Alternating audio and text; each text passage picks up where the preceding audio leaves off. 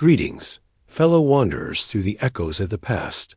As we prepare to wander through the dimly lit halls of ancient monasteries, I'm curious to hear where you are tuning in from this evening.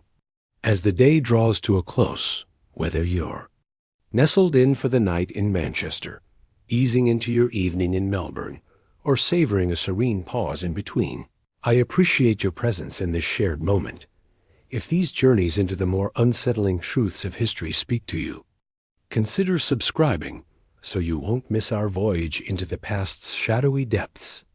Now, take a moment to relax and allow your imagination to wander to an era where belief and trepidation intertwined, where the hope of redemption was cloaked in the looming specter of despair. Imagine, if you can, the undulating hills of medieval Europe, adorned with splendid stone abbeys whose bells summoned the devoted to worship. These hallowed grounds, adorned with majestic arches and radiant manuscripts, embodied the utmost expression of spiritual commitment. Yet within their sacred confines, in the stillness that lingered between invocations, shadowy undercurrents surged. In the annals of history, we find enchanting narratives of medieval monasteries, revered as sanctuaries of knowledge and compassion, where devoted monks meticulously transcribed ancient manuscripts and cared for the ailing. Hollywood has depicted these religious orders as havens of tranquility, inhabited by gentle friars and sagacious abbots who personify the essence of Christian virtue. But tonight, we will strip away the layers of reverence to reveal the reality of life within these religious communities, exploring why the shadows they cast often stretch longer and darker than the light they profess to offer. In the heart of the medieval era, the Church emerged not just as a beacon of faith, but as a formidable titan, wielding immense political and economic influence across the tapestry of Europe. That it wielded dominion over sprawling lands, directed legions, and possessed the ultimate authority over the fates of countless lives. In this realm of devotion, the religious orders functioned as distinguished factions, united by holy commitments, yet frequently tainted by the very mortal longings they aimed to rise above. Tonight, we shall traverse the shadowy corridors where dreams donned the guise of faith, where the allure of everlasting glory sanctioned earthly torment, and where the quest for sanctity birthed rituals that would astonish even the most jaded observer. We shall encounter abbots who wielded power with an iron fist, monks who cast aside any semblance of benevolence, and whole orders that transformed into instruments of subjugation instead of redemption. Before we embark on this journey, we must delve into the realm that spawned these tainted havens. In the shadowy realms of medieval Europe, death lingered at every threshold, a silent specter ready to claim its due. Famine and plague swept through, the land like a merciless tide, erasing entire villages in mere seasons. Amidst this relentless struggle, the hope of heaven glimmered faintly, offering a fragile escape from a life that was frequently harsh and fleeting. Steeped in sorrow, into this desperate world emerged the Church, extending not merely spiritual solace, but a formidable influence over the very forces that instilled fear in the hearts of the common people. From this intense blend of trepidation and belief, the religious orders took shape. In the annals of history, certain groups, such as the Benedictines, can be seen as the torchbearers of a legacy that stretches back to the nascent days of Christianity, a time when devoted hermits sought refuge in the desolate embrace of the desert, yearning to escape the encroachments of worldly corruption. In the midst of the tumultuous tides of the High Middle Ages, new voices emerged, such as the Franciscans and Dominicans, heralding a promise of reform and renewal amidst the chaos. Yet, as these orders amassed wealth and power, they began to stray from their original principles, transforming into tools of domination and oppression. Imagine the Cistercians, a group of reformers on a quest to rediscover the unblemished path, laid out by Saint Benedict. In the heart of untamed wilderness, they carved out their existence, toiling tirelessly to clear dense forests and drain murky swamps, their efforts a testament to human perseverance. Yet, as time flowed on, these once sacred monasteries transformed into sprawling agricultural domains, tended by a multitude of lay brothers who toiled under conditions that were scarcely different from servitude. The monks, clad in their flowing, white robes, who once found solace in simplicity, now feasted on sumptuous dishes, while their laborers endured a meager existence of thin gruel. Consider the Knights Templar, those valiant warrior monks who pledged themselves to lives of poverty, chastity, and obedience, all the while accumulating immense wealth through their ventures in banking and trade. In a time of great conflict, these noble champions, who vowed to defend the faith in the sacred lands, amassed such wealth and influence that they began to rival the might of kings and the authority of popes. Their ultimate downfall would unveil a tapestry of clandestine ceremonies, monetary deceit, and political machinations that penetrated the core of medieval society. The life within the monastery, intended for deep spiritual reflection and devotion to the divine, frequently transformed into a stage for humanity's most shadowy desires. In a time of great turmoil, young nobles found themselves thrust into the cloistered world of religious life, their rightful inheritances snatched away by families driven by the relentless pursuit of wealth and power. In a tale of unexpected turmoil, the reluctant monks and nuns carried with them their hidden resentments and unfulfilled ambitions, transforming what ought to have been sanctuaries of tranquility into bustling arenas of intrigue and conflict. The monastery walls, a strict hierarchy, took shape, reflecting and sometimes surpassing the harshness found in the outside world. Newcomers faced harsh initiation rites, cloaked in the guise of spiritual training. Those who dared to challenge the powers that be encountered fates that varied from the sting of public disgrace to the chilling solitude of hidden cells beneath the earth. The vows, once envisioned as a means to free the soul from the burdens of the world, instead transformed into shackles, binding individuals to institutions that took advantage of their toil and stifled their spirits. The revered educational mission of the monasteries, often lauded by contemporary historians, concealed a shadowy side of its own. Wisdom was tightly grasped and overseen, with entry granted only to those who showed unwavering loyalty to the teachings of the Church. In a time when the flames of ignorance consumed the pages of dissent, those who dared to question the sacred norms faced the wrath of the powerful, branded as heretics and hunted down for their truths. In a time when the great libraries of the monasteries stood tall, they were not the bastions of free thought one might hope for. Instead, they transformed into tools of intellectual confinement, safeguarding only those ideas that bolstered the Church's earthly dominion. Even the benevolent deeds for which the monasteries were celebrated often functioned more to elevate their standing than to truly alleviate the plight of the afflicted. Those who sought healing within the walls of old monastic hospitals often encountered rudimentary medical practices steeped more in superstition than in true understanding. The destitute who approached for charity received merely a pittance to sustain their reliance, all the while enduring admonitions regarding their perceived shortcomings. In the shadows of monastic walls, orphans were often ensnared in a web of unpaid toil, their efforts nourishing the very sanctuaries that professed to safeguard their fragile lives. The decay seeped deep into the essence of monastic spirituality. The intricate rituals and ceremonies that defined religious life transformed into hollow performances, disconnected from any true spiritual essence. In a solemn atmosphere, the monks engaged in their rituals, yet their thoughts wandered to the distractions of the outside world.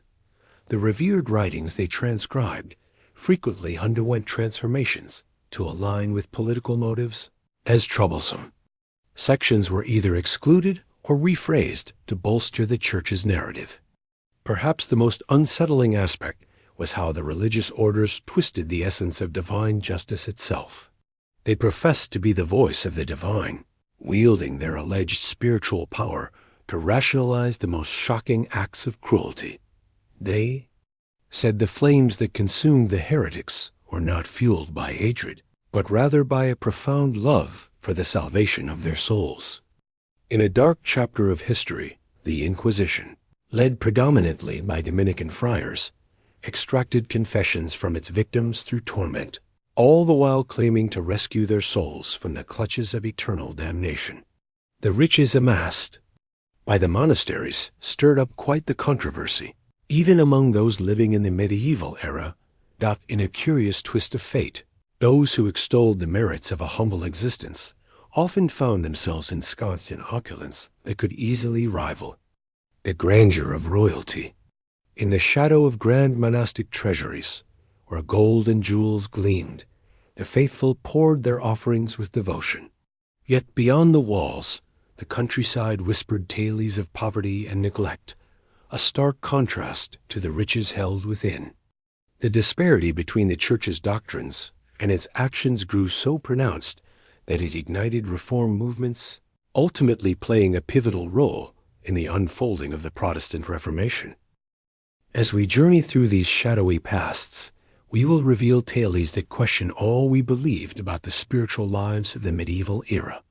We will encounter remarkable individuals who bravely stood against the corruption that surrounded them, often facing dire consequences for their unwavering integrity. Join me as we delve into the intricate psychological pathways that led well-meaning individuals to engage in malevolent systems. We will uncover how the relentless quest for absolute power tainted even the purest of intentions. The religious orders of medieval Europe were far more than mere gatherings of devout individuals devoted to the divine. These were intricate establishments, molded by the very human impulses that propelled the secular world: the thirst for wealth, the fire of ambition, the shadow of fear, and the yearning for dominion. To grasp their genuine essence, we must peer past the devout exterior and delve into the human truth that lies beneath. Tonight, we embark on a journey through the gates of a monastery, not leading to paradise, but into a realm where spiritual authority cloaked a harsh reality. Here, the promise of salvation is intertwined with the sacrifice of human dignity, and the very institutions designed to reflect divine love transform into instruments of oppression and exploitation. The shadows we delve into are not just relics of the past. They serve as a poignant reminder of how swiftly virtuous ideals can be twisted when power remains unbridled, and those in authority assert a divine right. As we stand on the brink of this dimly lit realm, let us keep in mind that the individuals we will meet were forged by their era, molded by convictions and situations that are beyond our comprehension. Yet these narratives endure, for they unveil truths about the human experience that resonate beyond the confines of any specific era. In every era, the potential for immense kindness and profound darkness resides within humanity, and the religious orders of medieval Europe illustrate just how delicate the balance between these opposing forces can be. Let us embark on a journey through these shadowy realms, where the sacred and the profane dance together in a manner that would surely astonish those who have placed their faith in the hands of religious authority. Chapter 2: The Betrayal of Sacred Promises. Within the grand, imposing stone walls of ancient abbeys and monasteries, a shadowy truth lurked beneath the surface of seemingly holy devotion. Though these sacred havens were intended to embody spiritual purity, they had transformed into fertile grounds for corruption, exploitation, and moral decay that would leave even the most jaded secular lord feeling a twinge of shame. At the heart of monastic life lie 3 sacred vows, each a cornerstone: poverty, chastity, and obedience. Yet in the unfolding tale, these vows had transformed into mere echoes, distorted and corrupted by those who pursued dominion instead of redemption. The irony hung thick in the air. Those who professed to have turned their backs on the world had, in truth, welcomed its darkest desires with a passion that would put even the most driven traitor or merciless warrior to shame. Reflect upon the alleged commitment to a life of simplicity and lack of material wealth. As the sun set over the fields where the peasants toiled and suffered, the abbots within the monastery basked in a wealth and grandeur that could easily outshine the finest of royal courts. They feasted on roasted peacock and fine imported wines, while their flocks made do with mere bread and water. In the heart of medieval France, the grand monasteries of Cluny and Saint Denis became renowned for their opulent treasures. Gold, silver, and precious stones glimmered in their vaults.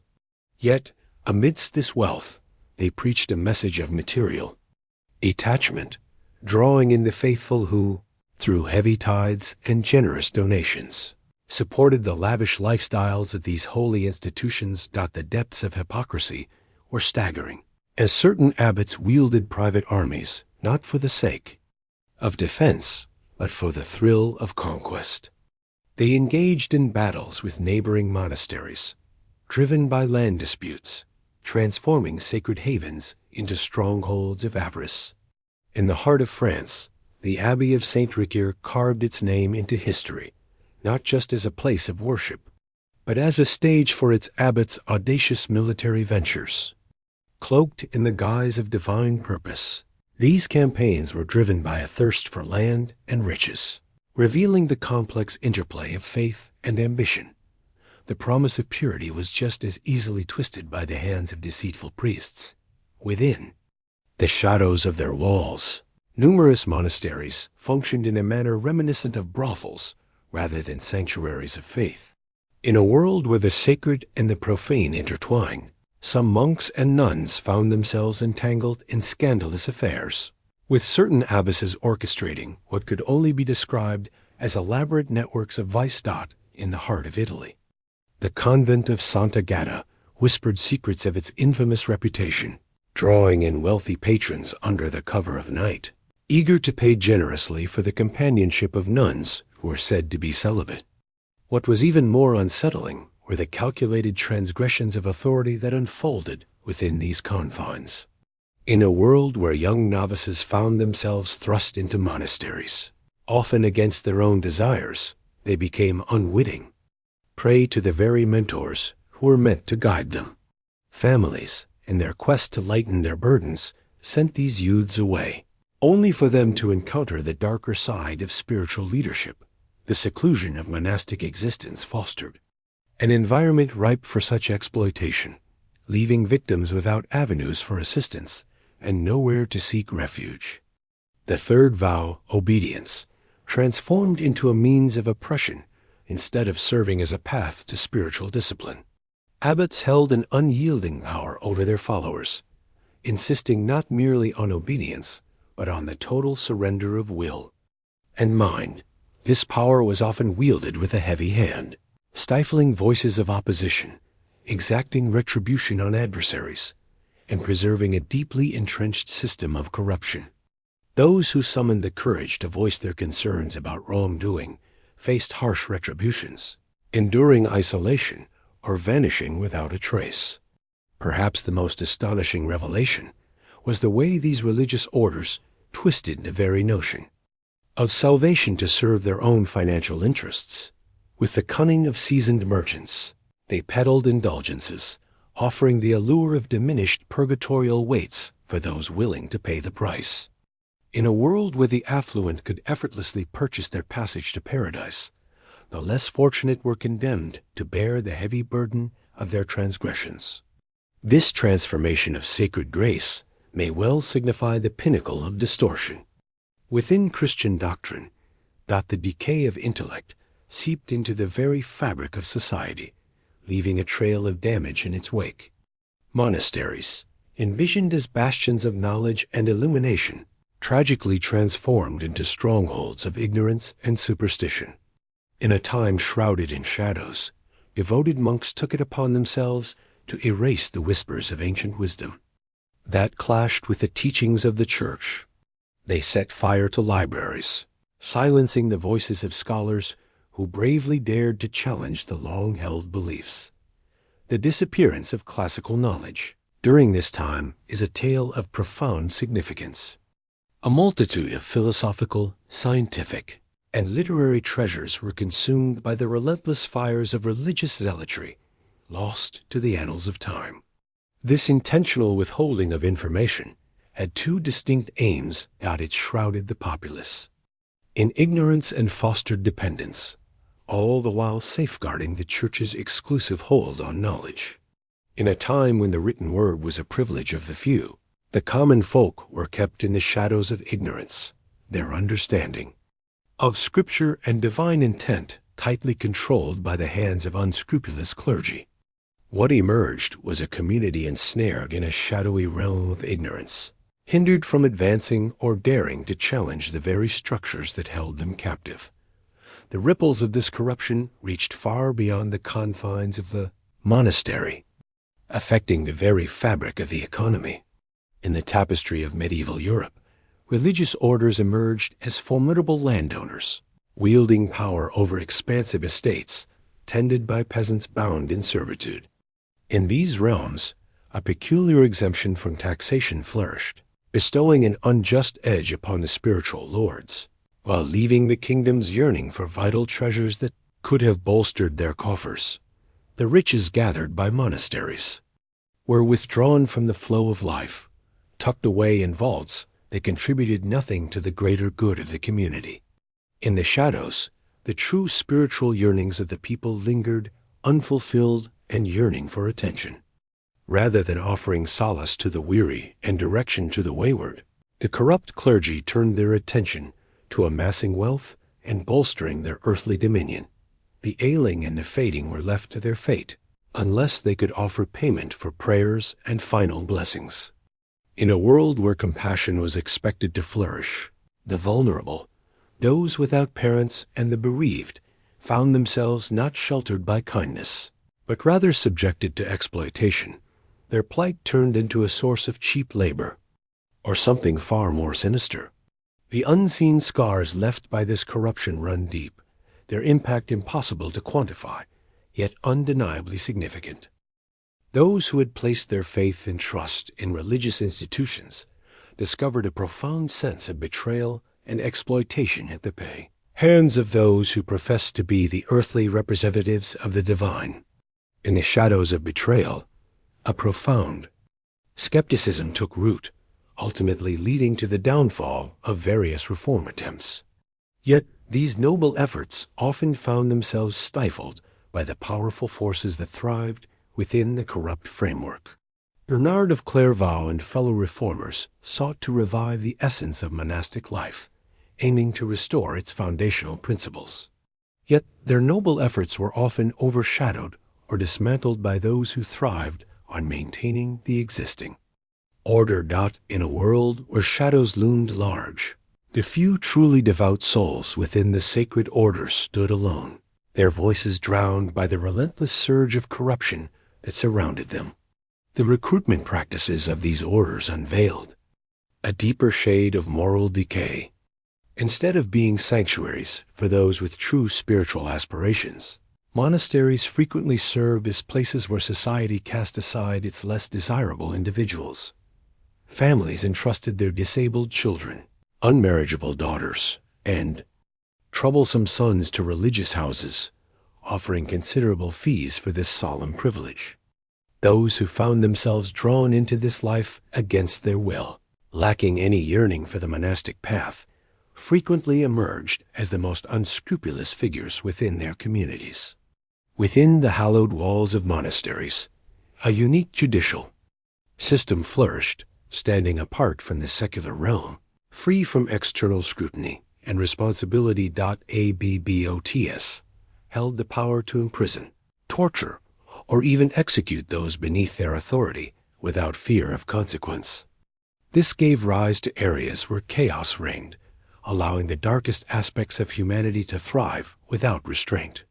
Whispers spread of hidden chambers, enigmatic demises, and a relentless cruelty that could send even the most hardened souls fleeing.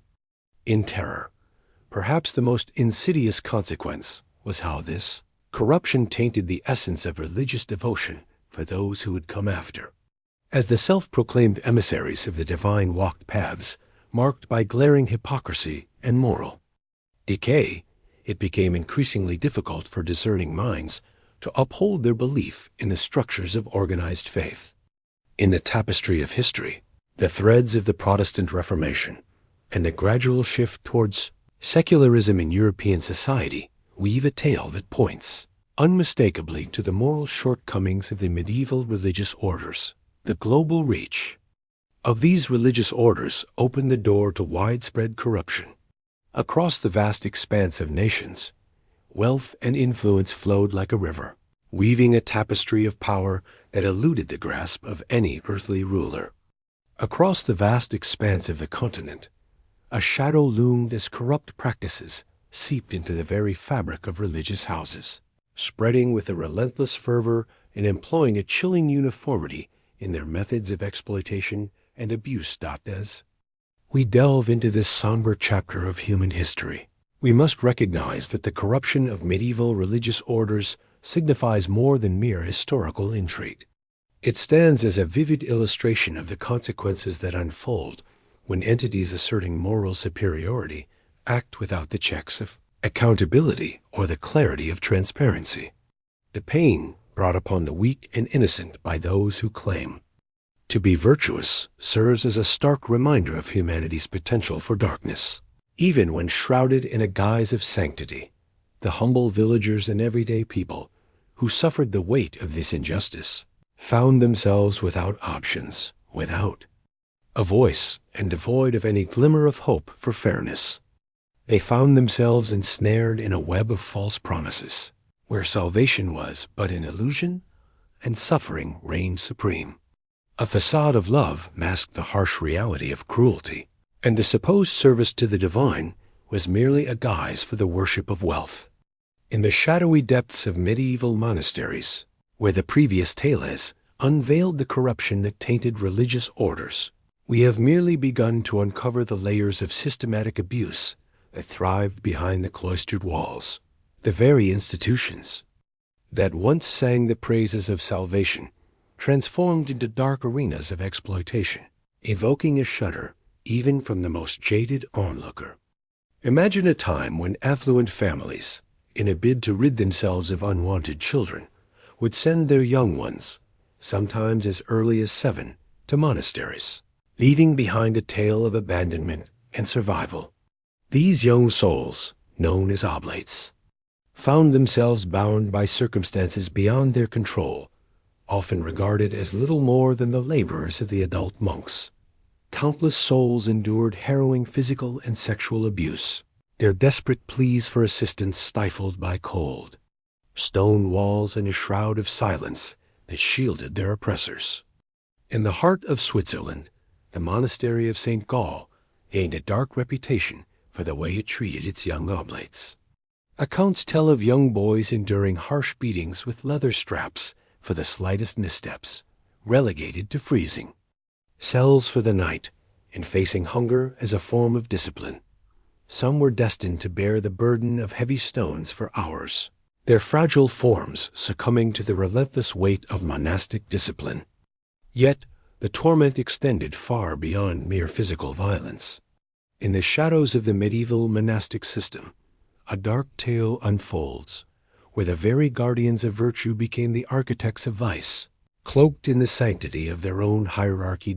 In a shadowed corner of the monastery, the abbots and senior monks wielded their power like a sword, preying upon the innocent novices and oblates. They understood all too well that these vulnerable souls had no refuge, no path to justice, leaving them ensnared in a web of silence and despair. The Church's own records, when they took the time to document such incidents, unveil a tale of systematic cover-ups that stretches across centuries. In the heart of Cluny, a place renowned for its reformative spirit, there lay hidden some of the most notorious Transgresses, ORS. Abbot Hugh of Cluny, revered as a saint by the Catholic Church, led an institution where young monks faced the harrowing reality of sexual abuse at the hands of their superiors. When grievances were voiced, Those who suffered were sent away to distant places or vanished without a trace, their destinies determined by the very individuals who professed to embody divine authority on this planet. Within these walls, the psychological torment weaves, a more insidious tale than the scars of physical abuse ever could dot in a realm of quiet contemplation. Monks crafted intricate methods of mental influence, artfully designed to shatter the resolve of those who found themselves ensnared in their grasp. In a chilling narrative, they employed sleep deprivation, isolation, and relentless surveillance to weave an atmosphere of terror, ensuring that their victims remained compliant and shrouded in silence. Within the hallowed walls of the monastery of Fleury, a solemn silence reigned supreme. Monks, bound by their vows, were prohibited from exchanging words, except during specific hours. This strict code fostered an atmosphere thick with suspicion, where even the slightest gesture or fleeting glance could be seen as an act of rebellion. Those who dared to entertain rebellious thoughts found themselves ensnared in the dark embrace of solitary confinement, locked away in underground cells. Weeks would pass, and when they finally emerged, they were mere shadows of their former selves, forever altered by the experience. The economic exploitation within monasteries unfolded with a chilling precision, revealing a narrative of systematic cruelty. In a world where abbots reveled in opulence, savoring exquisite wines and grand banquets, the humble monks and lay brothers toiled relentlessly, their sweat and effort yielding immense riches that remained forever out of reach for those who labored. To produce it in the heart of Citeaux, the Cistercian order found its stronghold, amassing great wealth through the tireless efforts of countless monks and lay workers. These devoted souls, lured by the promise of spiritual salvation, toiled under the weight of their earthly burdens, their sacrifices woven into the very fabric of the monastery's legacy. Their bodies, weary and frail, bore the heavy burden of relentless toil, each day a testament to the sacrifices made for the sake of monastic gain. Countless souls departed this world in the bloom of youth, worn down by relentless toil and the grip of illness. Their remains lay in nameless resting places, as their tireless efforts continued to fill the coffers of those who held dominion over them. The corruption seeped into the very roots of monastic scholarship, which, as the Thales go, safeguarded wisdom for those who would come after. In the shadows of history, monks often took it upon themselves to obliterate texts that dared to question church doctrine, setting ablaze entire libraries to erase inconvenient truths from the annals of time. In the hallowed halls of the monastery of Monte Cassino, a place once revered as a sanctuary of knowledge, there unfolded a tale of deliberate erasure. Here, the echoes of classical philosophy and the wonders of science were silenced, cast aside, in favor of doctrines that aligned with Christian beliefs. In a time of great upheaval, the monks took it upon themselves to reshape the Thales of old, crafting narratives that elevated the Church's leaders to heroic heights, while casting their adversaries in a shadowy light. This artful storytelling spun a grand illusion, portraying the Church as the beacon of hope for humanity, all the while concealing its darker deeds as an oppressor. They crafted false documents to bolster land claims, spun tales of miracles to boost donations, and modified sacred texts to legitimize their own authority and advantage. Within the hallowed walls of monasteries, the medical practices often unfolded like dark tales, where the line between care and cruelty blurred, leaving vulnerable souls at the mercy of grim experiments. In a shadowy realm, monks, cloaked in the guise of healers, unleashed a torrent of torment upon the sick and dying. Their twisted experiments turned the anguished cries of the afflicted into mere fodder for their outlandish theories on disease and the mysteries of the human body. The monastery infirmaries transformed into grim chambers where the suffering endured unimaginable torment as patients were bled to death, poisoned with lethal brews, and subjected to surgical procedures carried out in utter ignorance of anatomy and hygiene. In the hallowed halls of the monastery of St. Bartholomew in London, a band of devoted monks engaged in the ancient practice of performing crude surgeries on awake patients, convinced that the sting of pain was an essential thread woven into the fabric of healing. With tools that had seen better days, they severed limbs, sealing wounds with the searing heat of iron. They dispensed mercury and other toxic remedies, all the while proclaiming that their actions were guided by a higher power. The experiences of women in and around monasteries unveiled a deeper narrative of systematic abuse. In the quiet halls of the convent, a dark tale unfolded, where the sacred trust of spiritual guidance was twisted into a veil for exploitation. As male clergy crossed thresholds with intentions far removed from the divine dot, in a world where desperation reigned, countless souls found themselves ensnared in the dark web of exploitation, compelled into lives of prostitution to fill the coffers of corrupt abbesses. Meanwhile, others languished within the cold stone walls of convents, their freedom stripped away by families eager to evade the burdens of dowries. In the heart of Italy, the convent of San Pier Damiani gained a dark reputation for its harsh treatment of young women who were, in essence, bartered into a life of religious servitude by their own families. These women found themselves compelled to relinquish their inheritances to the convent, enduring years of physical and emotional torment, crafted to shatter their spirits and secure their obedience. Female religious institutions often became places where women, marked by the scars of violence or societal shame, were sent to find refuge. These individuals endured a life of penitence, enduring relentless humiliation and punishment for the transgressions inflicted upon them. They endured the scratch of coarse hair shirts, the chill of stone floors beneath them, and the meager diet of bread and water, while those who assailed them faced not a single repercussion. The monastery's influence in maintaining social inequality was profoundly damaging. In a curious twist of fate, those who professed to uplift the downtrodden often found themselves entwined in the very structures that birthed the struggles of the impoverished. In a time of unrest, they joined forces with esteemed families to quell the voices of the peasantry, weaving a tapestry of religious rationale to uphold the bonds of serfdom, all while wielding their power to stifle the winds of change that sought to bring forth true social reform in the heart of France.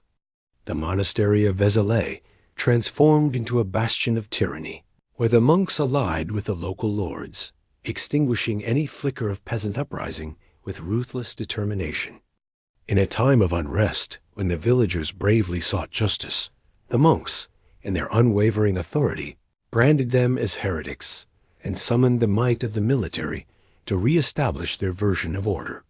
The outcome was a tragic event that claimed the lives of hundreds, leaving their families in a state of despair and poverty.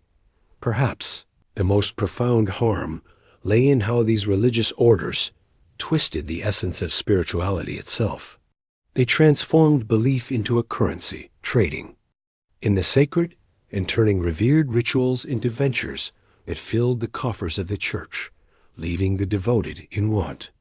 In a time long past, the practice of selling indulgences, the imposition of fees for fundamental religious rites, and the exploitation of the faithful's anxieties regarding the afterlife wove together a tapestry of spiritual extortion that would endure through the ages. In the heart of the monastery of Cluny, a tale unfolds of cunning and ambition, where intricate plots were woven to draw forth the riches of the faithful at each pivotal moment of their existence. They imposed charges for baptisms, confirmations, marriages, and funerals, transforming even the simplest of human experiences into a source of revenue for the church.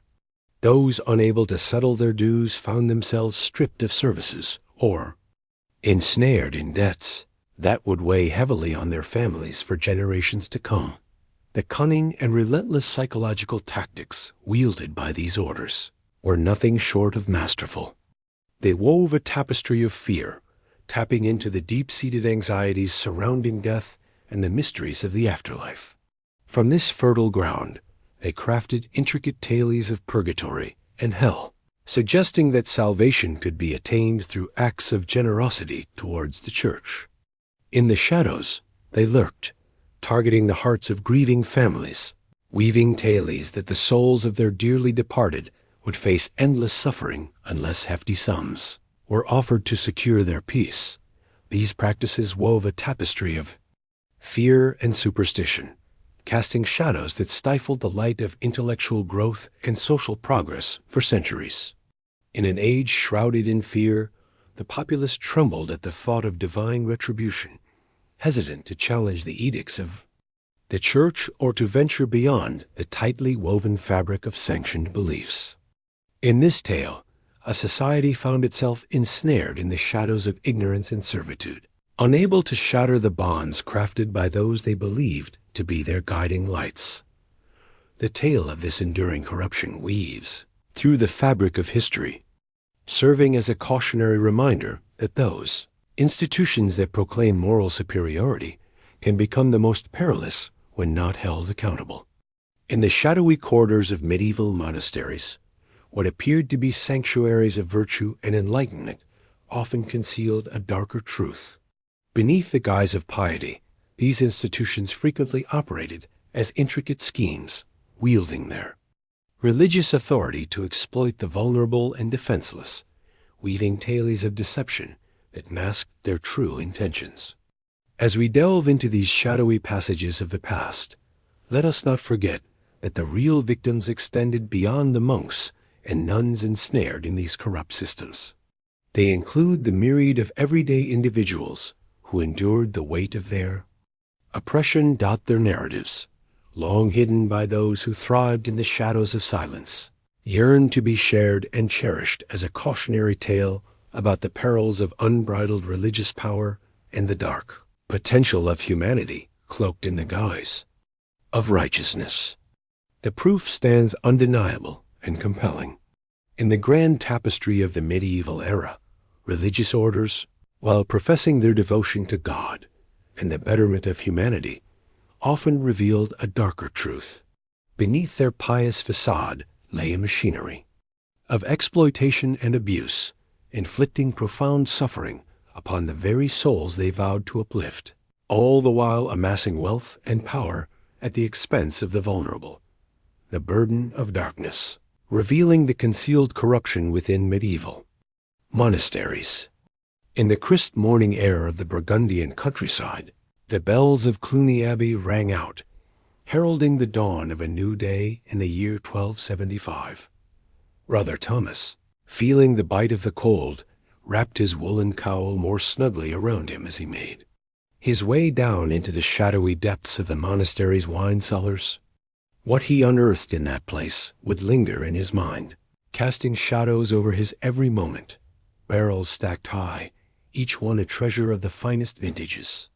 Silks from far-off Constantinople, concealed beneath coarse sacking, and chests brimming with gold coins, each bearing the proud seals of kings and merchants alike.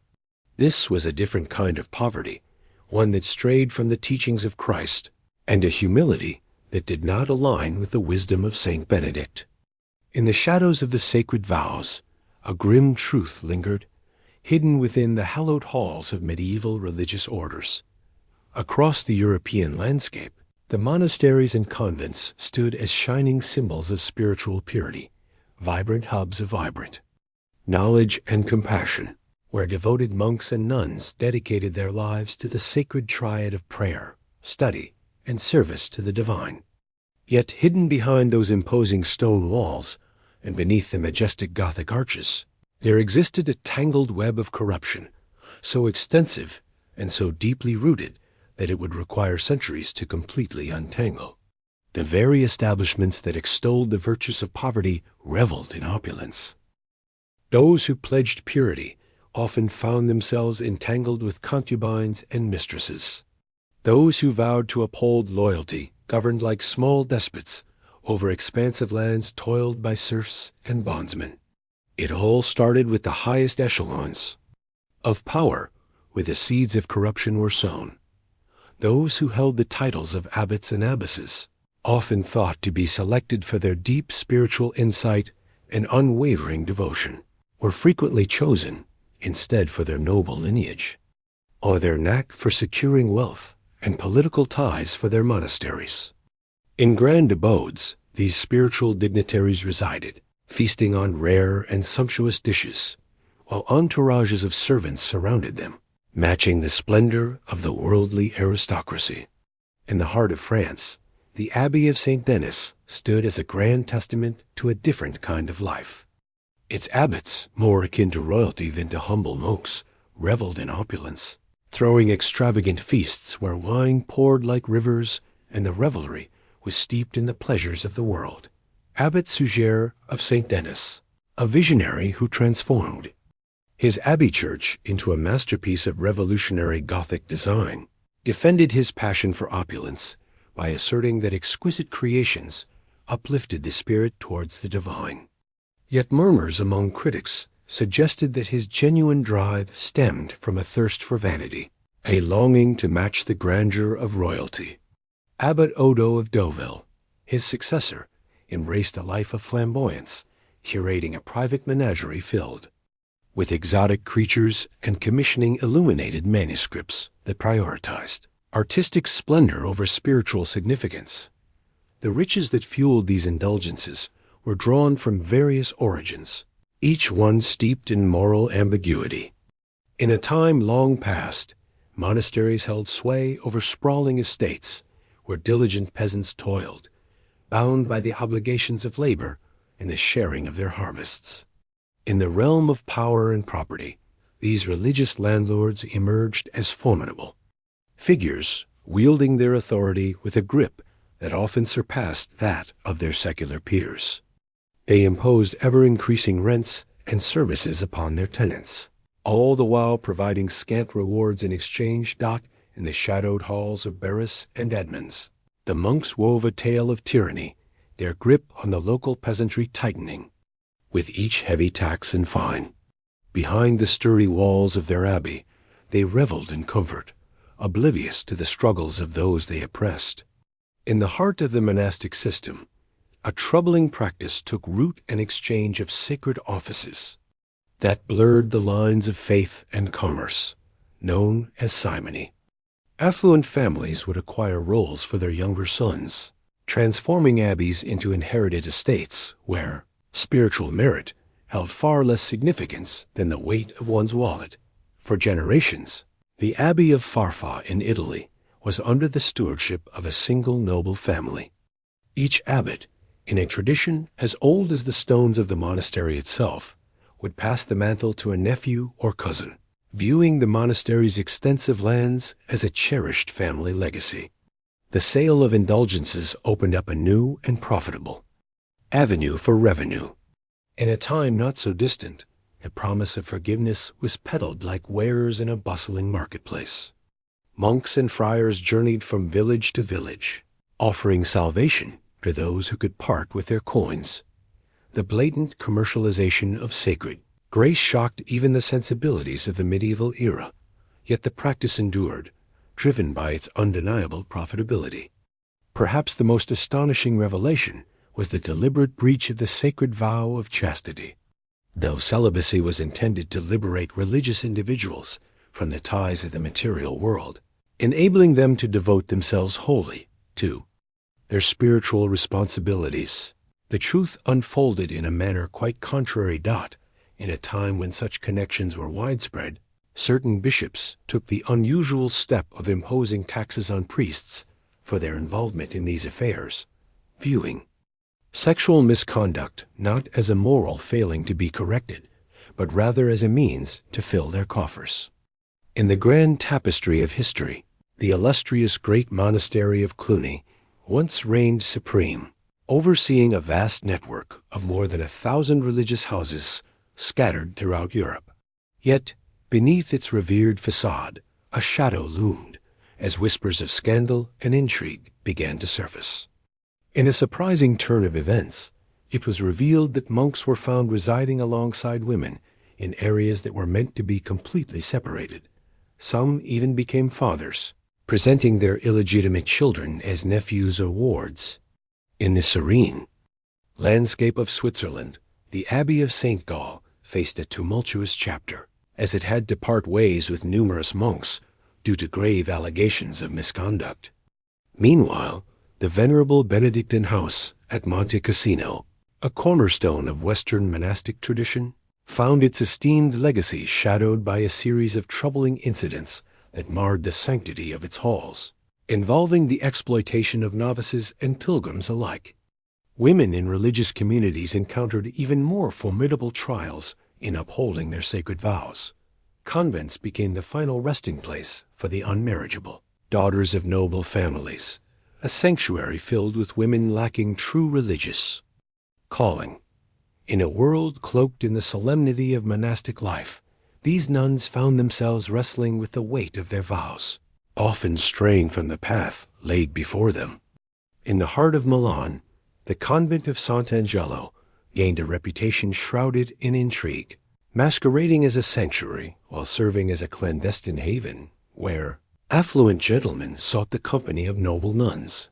When the church investigators finally stepped in, they uncovered a tangled web of bribery and coercion that had transformed the sacred space into a haven of vice. Once the shining beacon of enlightenment, the educational mission of monasteries gradually fell prey to the distractions of the material world. In a time when the shadows of the Dark Ages loomed large, it was the monks who became the guardians of classical knowledge, diligently copying ancient manuscripts and nurturing libraries as the secular world fell into disarray. Yet, as the High Middle Ages dawned, a shift occurred. Many of these sacred institutions turned their backs on the pursuit of serious scholarship, drawn instead to the allure of more lucrative endeavors in the quiet corners in many monasteries. The scriptorium once thrived, a place where monks dedicated themselves to the meticulous art of copying texts. Yet, as time flowed on, the allure of trade and the promise of wealth from renting lands beckoned them away, leading to the gradual fading of this sacred practice. In a darker twist, certain monasteries took it upon themselves to stifle knowledge. It posed a challenge to their power or riches. In a time when the winds of change were stirring, Roger Bacon, a Franciscan friar and a trailblazer in the realm of science, dared to forge new paths of inquiry that questioned the established norms. Yet, in a twist of fate, his own brethren confined him for years.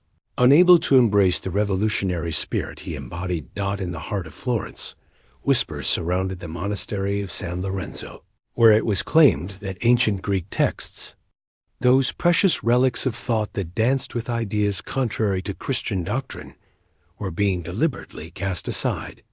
Meanwhile, the Abbey of Recanaux found itself entangled in tales of betrayal, as it was said to have traded invaluable manuscripts to merchants, who, in a tragic twist, repurposed the delicate parchment for the mundane task of wrapping goods. The taint of corruption seeped into the sacred act of worship itself. The intricate liturgical ceremonies that once graced monastic days transformed into hollow theatrical displays, recited mechanically, devoid of any genuine spiritual essence. Monks hurriedly sped through their prayers, their lips whispering Latin, phrases that danced just out of reach of their comprehension. Some engaged others to fulfill their sacred obligations while they focused on more earthly matters. The sacred ritual, intended to bless each moment of the day, transformed into a weight to be borne rather than a delight to be cherished. Even the noble act of charity, which stands as a pillar of Christian virtue, was twisted by the avarice of the monastic order. Though monasteries provided care for the sick and sustenance for the needy, these acts of kindness sometimes served as veils for more questionable endeavors. In a tale of moral decay, the Hospital of the Holy Spirit in Rome was revealed to be peddling the remains of departed souls to anatomists, while the almshouse linked to Westminster Abbey was caught red-handed, siphoning food intended for the needy to their own lavish tables. The intricate design of medieval monasteries unveils the layers of their hidden corruption.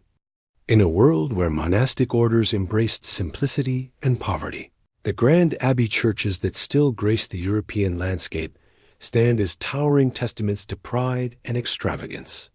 The restoration of Canterbury Cathedral, following the tragic demise of Thomas Becket, demanded an immense sum, one that could have nourished countless impoverished families for many years. The monks defended these expenses as sacred gifts to the divine, yet detractors viewed them as grand displays of human pride. The influence wielded by these corrupt religious houses shaped the very fabric of medieval society in significant ways. Through the mastery of extensive territories and riches, monasteries emerged as significant forces within the feudal landscape, frequently prioritizing the safeguarding of their worldly concerns over the quest for spiritual enlightenment. They commanded their own forces, clashed over borders with rival lords, and even found themselves in battles against one another. In a tale of rivalry, the Abbey of Cluny and the Abbey of Citeaux, both claiming devotion to the same Christian deity, engaged in fierce struggles for dominance over their daughter houses and the wealth they generated. The culmination of monastic militarization unfolded with the emergence of military orders such as the Knights Templar and the Knights Hospitaller, once established to safeguard pilgrims and tend to the ill amid the Crusades. These orders swiftly transformed into formidable international banking institutions and military forces in their own right. In a time shrouded in mystery, the Templars amassed great wealth and engaged in enigmatic rituals, drawing the gaze of those around them. Their fortunes sparked envy and suspicion, culminating in a fateful clash with King Philip IV of France, a ruler whose desire for their treasures and fear of their influence sealed their tragic fate. In the tapestry of medieval society, the corruption of religious orders wove a tale not just of individual moral failings, but of a deeper, systemic issue intricately linked to the fabric of the time. As the monasteries rose to prominence as significant landholders and wielders of political influence, they found themselves ensnared by the very worldly temptations they had vowed to forsake. The commitments to poverty, chastity, and obedience transformed into hollow rituals, more often disregarded than genuinely upheld. Amidst the shadows that reveal the darker truths of medieval monasticism, we must not forget that some religious houses stood resilient, untouched by such corruption. In every age, there were those brave souls who sought to revive the pure ideals of their communities, while individual monks and nuns, shining beacons of true sanctity, persevered amidst the shadows of corruption that surrounded them. In the 12th century, a movement emerged among the Cistercians, striving to bring back the essence of monastic life, a life of simplicity and devotion.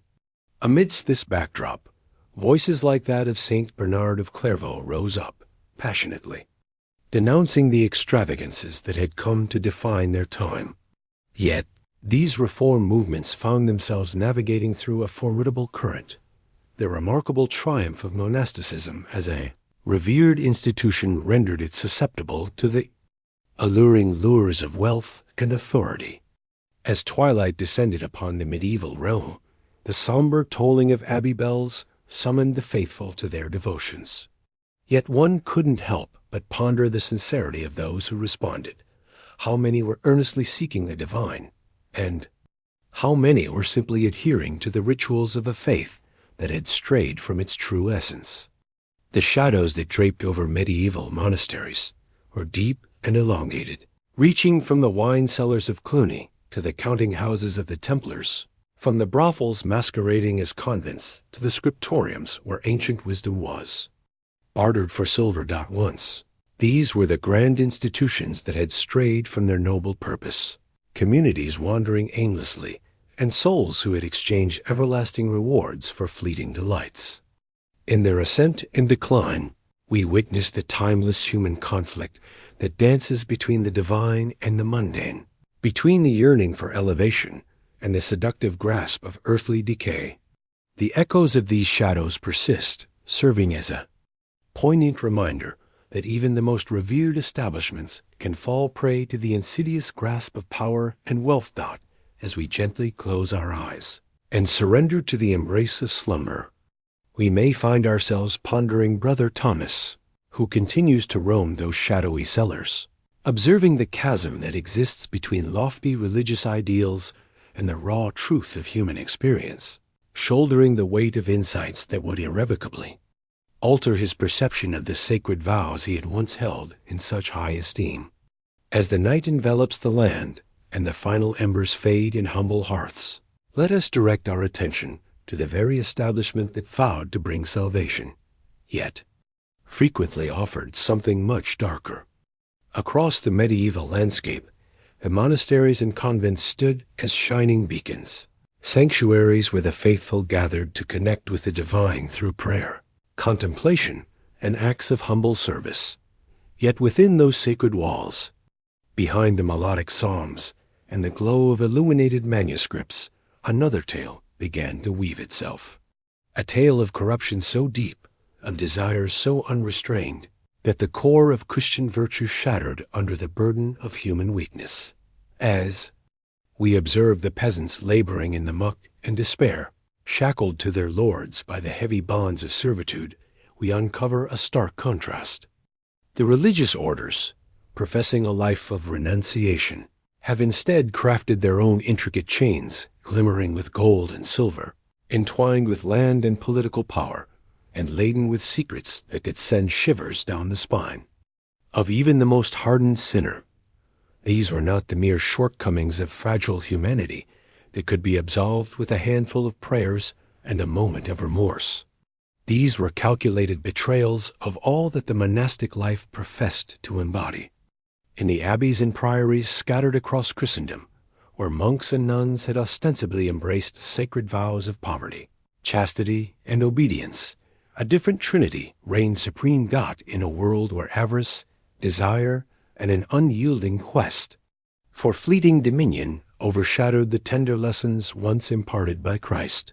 The very individuals who extolled the virtues of humility to the crowds resided in opulence that could stir envy in the hearts of kings. Those who advised against marriage reveled in sensual delights that shocked even the most sophisticated of nobles. Those who preached generosity amassed riches, all the while the needy languished just beyond their doorsteps.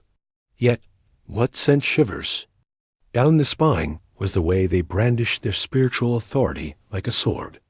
The ability to bestow or withhold redemption, to proclaim one as favored or forsaken, to plead with the divine for the sake of anguished spirits. This sacred bond, once a profound duty, transformed into a mere instrument for deceit, coercion, and dominance.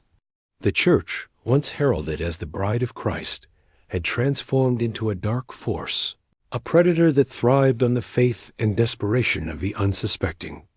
In the hallowed halls of the scriptorium, where diligent scribes were intended to transcribe sacred texts for the enlightenment of those yet to come, we instead uncover the meticulous accounts of financial dealings, the chronicling of bribes, and the erasure of uncomfortable realities.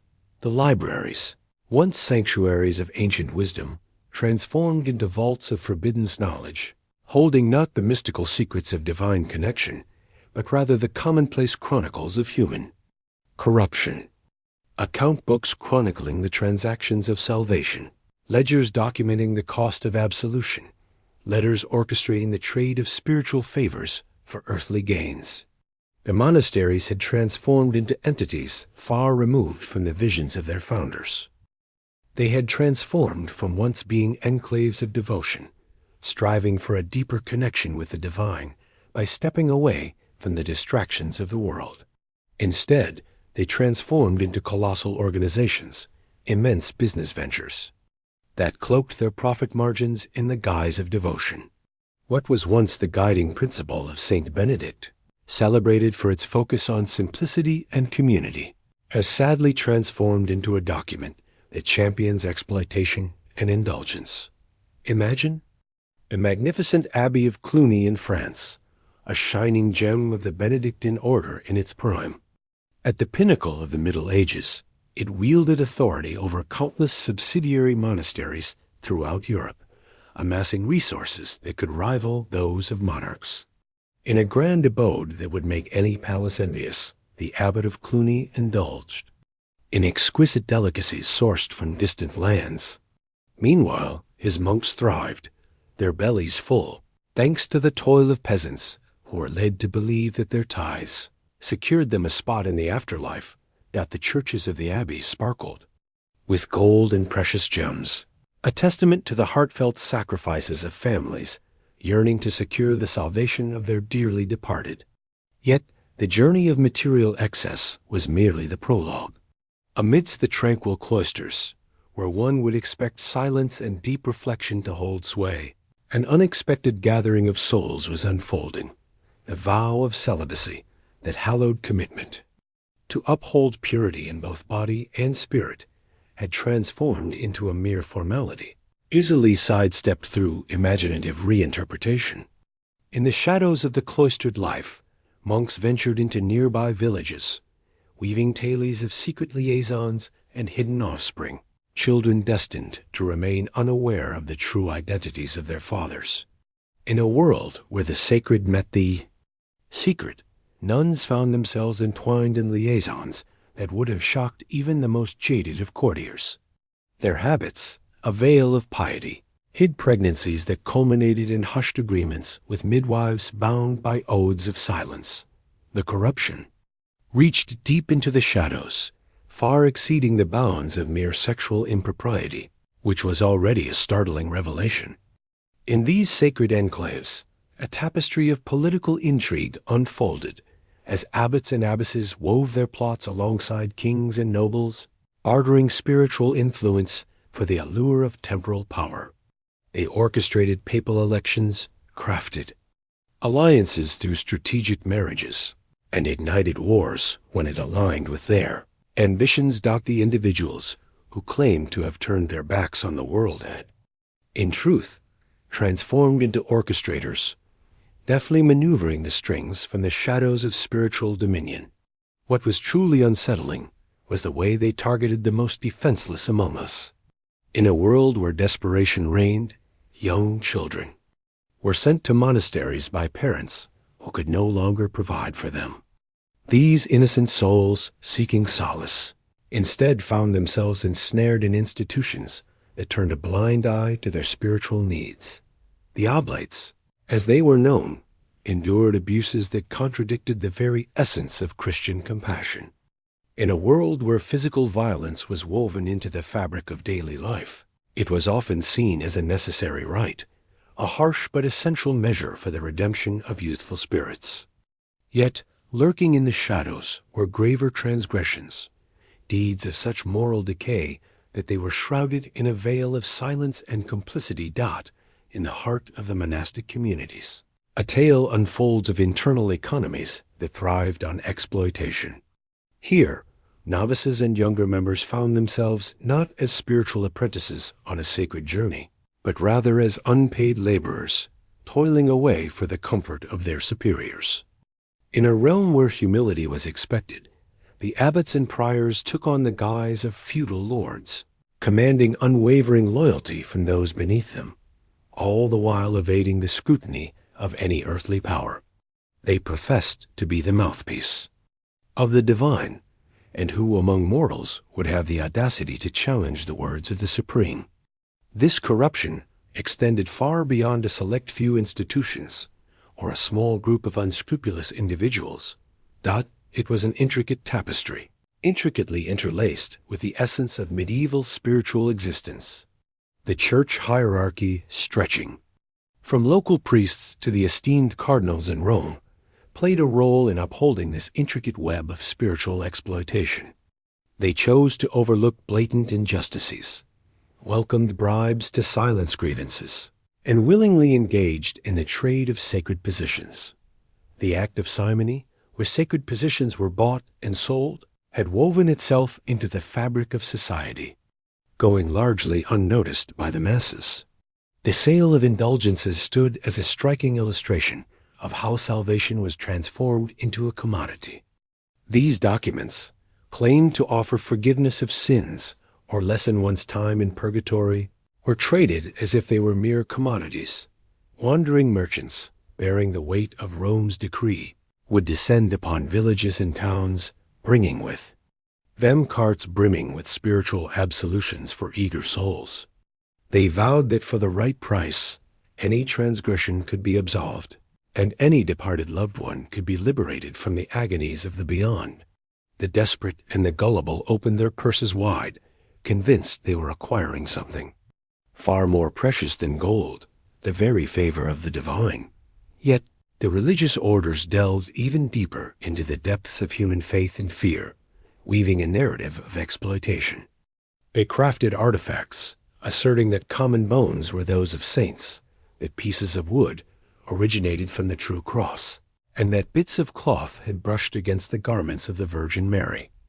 In a tale of deception, these counterfeit relics were crafted to lure in devoted pilgrims. They journeyed for hundreds of miles, pouring their life savings into the hope of revering what they were led to believe were sacred treasures. The monasteries that sheltered these spurious relics flourished, drawing in the offerings of the devoted, and constructing ever more intricate shrines to showcase their deceptive treasures. The noble purpose of the monasteries, which once sought to safeguard and share wisdom, had sadly fallen into disarray. Rather than sharing knowledge with generosity and transparency, they clung tightly to information, wielding their control over literacy and education to uphold their dominance over an uninformed society. With meticulous care, they curated this texts that were copied and preserved, allowing only those works that bolstered their authority to endure through the ages. Whispers of dissent faded into the shadows, their words erased, their visions lost beneath the weight of ages steeped in rigid tradition. Even the noble act of charity, an essential duty of compassion, had been twisted into an instrument of power and influence. The monasteries would certainly provide sustenance for the needy and tend to the ill, yet there were always conditions woven into their generosity. Those who benefited from the kindness of the monastic order were anticipated to exhibit the utmost respect, to embrace their circumstances without a hint of grievance, and to share tales of the community's benevolence far and wide. Those who dared to question or voice criticism were swiftly severed from the lifeline of aid, left to face the harsh reality of starvation or death, serving as cautionary tales for the rest. The very design of these sacred places revealed the shadows of their deceit, rather than the modest, unassuming edifices that would suit communities devoted to simplicity and self-restraint. The grand monasteries and cathedrals soared like testaments to human aspiration. Their towers soared into the sky, not as a plea for grace, but as a bold declaration of dominance. Their walls sheltered not gatherings of devotion, but hubs of earthly power. Their coffers brimmed not with the wealth of the spirit, but with the gleaming gold and silver wrested from the devoted.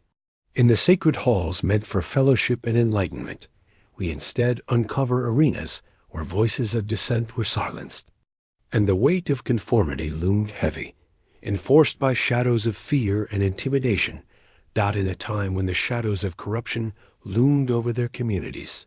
Those brave enough to challenge the status quo, brothers and sisters alike, were met with accusations of heresy. They faced trials that twisted the very essence of justice into a cruel farce. The very individuals who ought to have embraced them as their spiritual kin turned into their oppressors, wielding the instruments of religious power to stifle any voices that dared to challenge their cozy status quo. The humble guest houses, originally intended to welcome weary travelers and devoted pilgrims, transformed into clandestine hubs of espionage and political machinations. Each visitor was scrutinized with keen attention, their dialogues eavesdropped upon, and their allegiances evaluated. In these serene havens, whispers of knowledge were collected and then exchanged for gold, sought after by kings and rebels alike, by popes and their opposers.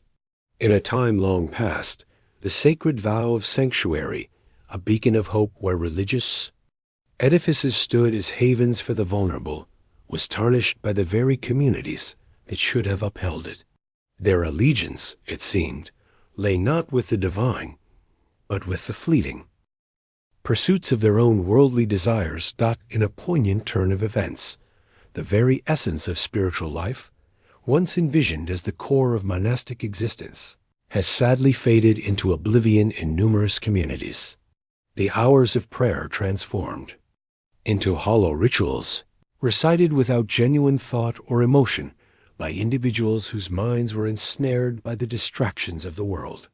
The moments meant for meditation and contemplation, intended to draw them nearer to the divine, instead transformed into fertile ground for scheming their next business venture or political maneuver.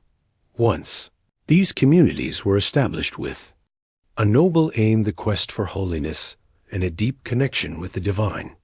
Yet, over time, they strayed from this sacred path, chasing after ambitions that would have made even the most worldly merchant or nobleman envious. The taint of corruption reached deep into the hallowed realms of spiritual existence. The Mass, that profound enigma at the heart of Christian belief, transformed into a mere commodity, traded and exchanged. Affluent benefactors would commission countless masses to be offered for their own souls or those of their loved ones. In response, the monasteries would carry out routine ceremonies that adhered to the terms of the agreement, all the while overlooking the deeper spiritual significance behind it. In a whirlwind of activity, priests hurried through a multitude of masses each day, their words spilling forth in a hurried stream, stripped of significance and respect. The sacred rituals, once steeped in deep reverence, became mere mechanical processes, crafted to churn out profit rather than nurture the spirit. In that hallowed chamber, meant for the weary souls seeking absolution and wisdom, a darker purpose emerged, transforming it into a wellspring of secrets and leverage. In the hushed chambers where monks and priests listened to the confessions of the influential, secrets were woven into the fabric of their memories. Each whispered revelation became a thread skillfully manipulated to serve their own ambitions or the greater good of their sacred institutions. The sacred seal of confession, a cornerstone of the clergy's duties, was often disregarded when it aligned with their interests.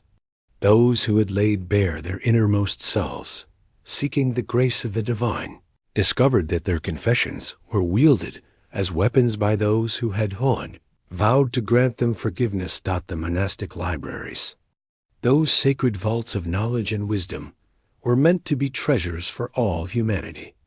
Yet they were intentionally withheld from those who could have gained the most from their invaluable contents.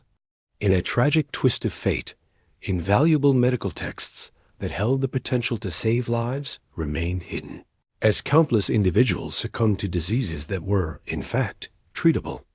In the annals of time, vital narratives that held wisdom for sovereigns were obscured, as empires crumbled under the weight of avoidable errors.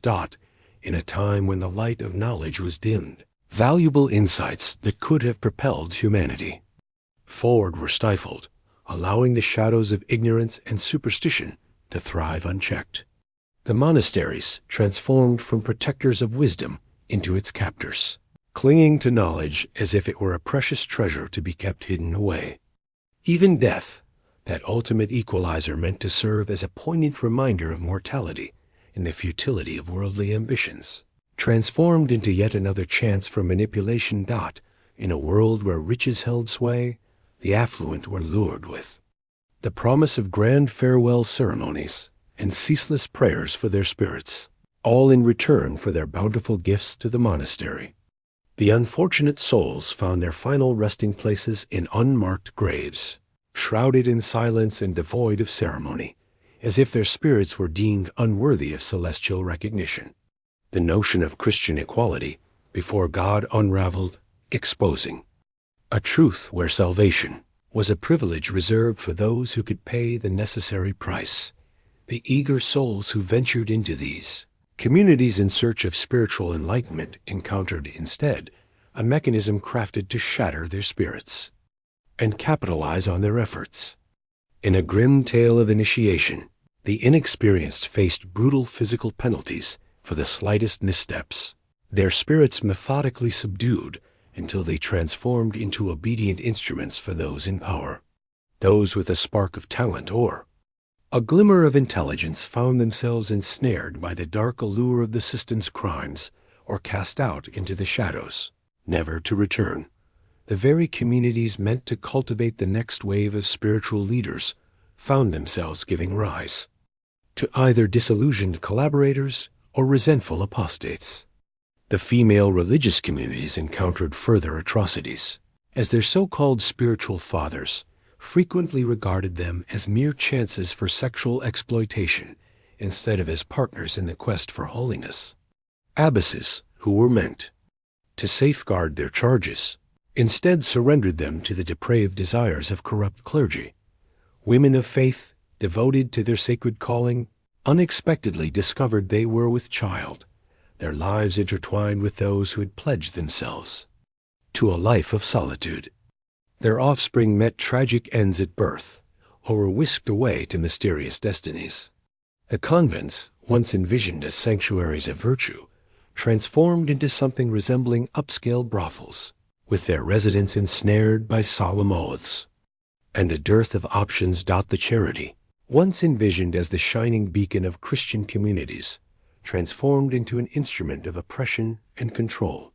Monasteries, in their noble pursuits, tended to the poor and the sick, yet their actions often served to uphold the established social hierarchy and their own esteemed position within it.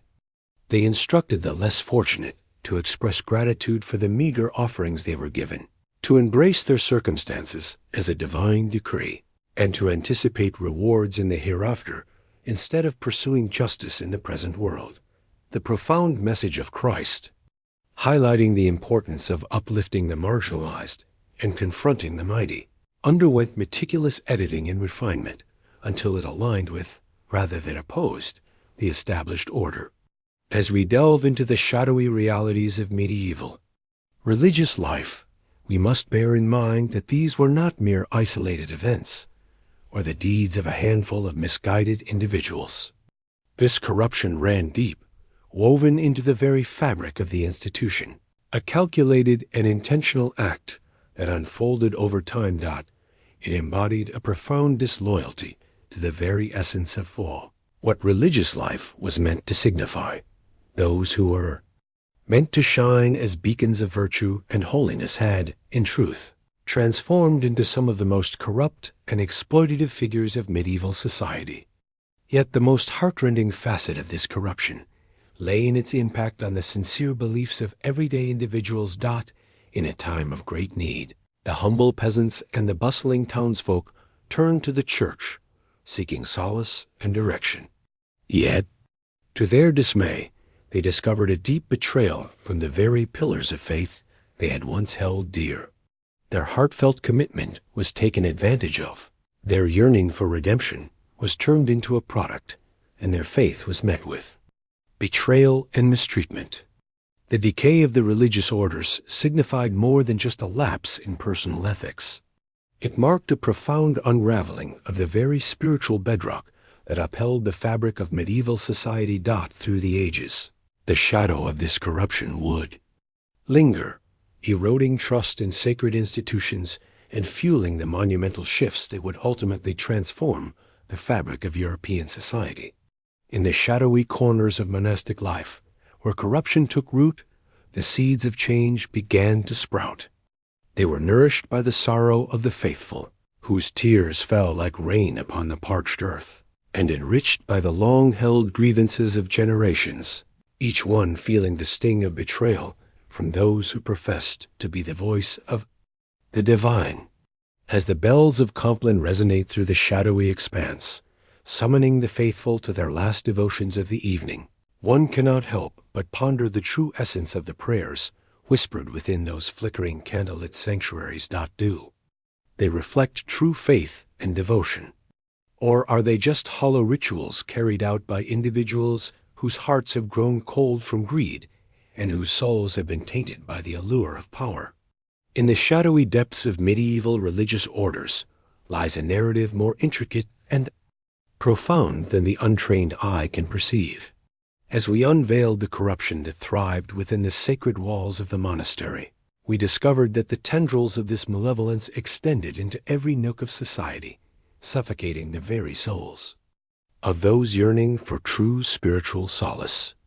In the shadows of monastic life, a dark tale unfolds, where the very essence of its foundations has morphed into a breeding ground for the most despicable forms of exploitation. In a time of great need, young oblates, some merely 7 years of age, found themselves placed in these institutions by families driven by desperation or ambition. These pure spirits were turned into mere toys for wicked abbots and elder monks, who saw their roles not as sacred duties, but as permissions for unimaginable torment. The corruption unfolded like a dark tale, each chapter revealing a systematic, methodical, and utterly merciless plot. In the shadows of their sacred walls, monasteries wove intricate webs for the movement of these children between their cloistered havens, skillfully concealing their transgressions from the prying eyes of the outside world. Records from that era suggest something beyond imagination. Whispers tell of unique retributions carried out in secrecy, of apprentices who vanished without a trace under the cover of darkness, and of quiet compensations offered to those families brave enough to probe too deeply. Yet the physical abuse was merely the prologue. These religious orders transformed psychological torment into a masterful craft. In a chilling and calculated manner, they would sever the bonds between children and their families, methodically dismantling their identities through deprivation, sleepless nights, and unrelenting fear. The aim was to forge individuals so compliant that they would never find the courage to share the tales of their suffering.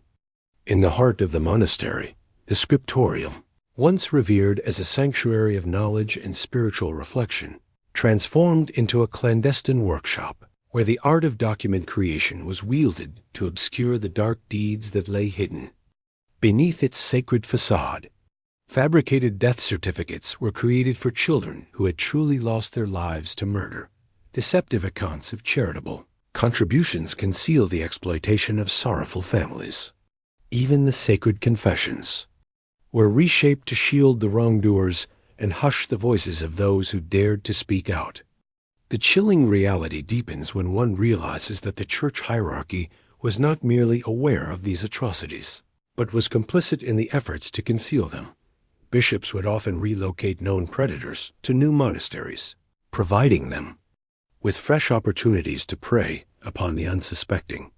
In a time of intricate alliances and power plays, papal legates traversed the lands with sealed instructions in hand.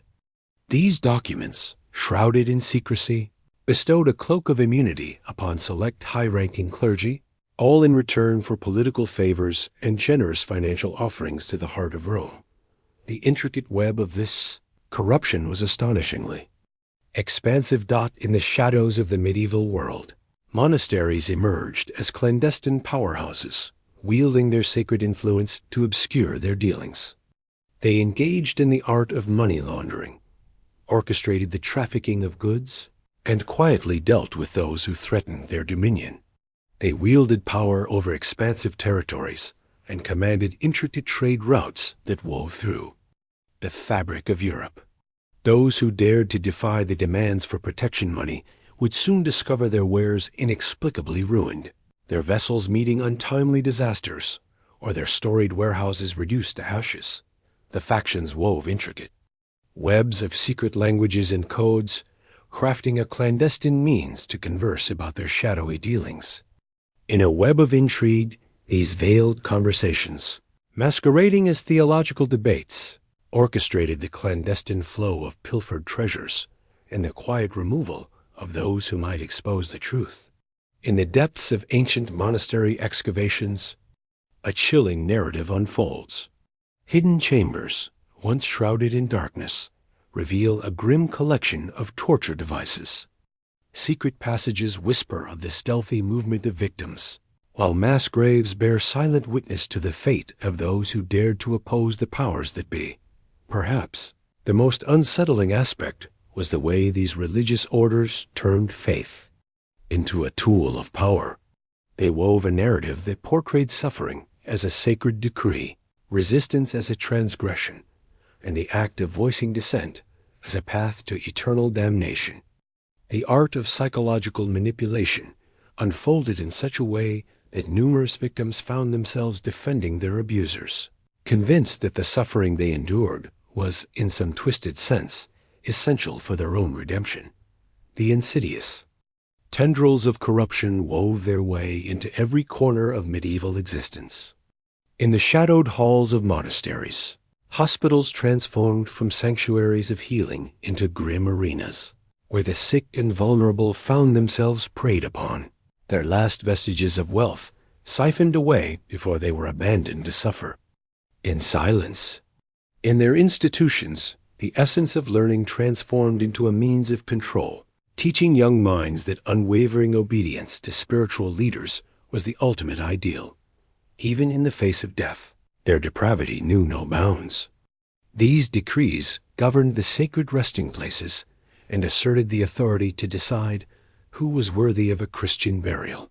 Families found themselves compelled to part with staggering amounts, all to safeguard their cherished ones from the grim fate of being cast into unmarked graves, alongside criminals and heretics. The looming specter of spiritual damnation transformed into a weapon for manipulating the living and tarnishing the memory of the departed. The erosion of intellect was just as catastrophic. In a world where wisdom was meant to flourish, these monasteries, cloaked in the guise of protectors of knowledge, took it upon themselves to erase the very texts that dared to question their power or unveil their misdeeds. In a time long past, countless ancient manuscripts, filled with scientific revelations, profound philosophical thoughts, and chronicles of history, were consumed by flames in their thousands. They exchanged authentic learning for a narrative that bolstered their dominance and rationalized their brutality. The medical knowledge they chose to hide was a deeply sorrowful tale. Documents detailing surgical methods, medicinal concoctions, and insights into anatomy that held the potential to save innumerable lives were intentionally obliterated as they posed a challenge to the Church's exclusive hold on the art of healing. Rather than safeguarding the knowledge of the ancients, these orders cast Europe into a dark age of medical ignorance and needless anguish that spanned centuries. The women's monasteries encountered their own distinct terrors. Nuns found themselves confined, living under the strict control of male religious authorities who regarded them more as possessions than as individuals with their own identities. Young women displaying independence or intelligence faced a harrowing journey, marked by systematic abuse, forced labor, and intentional malnourishment. In the shadows of convents, a haunting tale unfolds where innocent lives, conceived in violence, faced a grim fate. Some were extinguished at birth, while others were condemned to a life of servitude, hidden away behind the monastery's stone walls. The taint reached deep into the sacred rites themselves.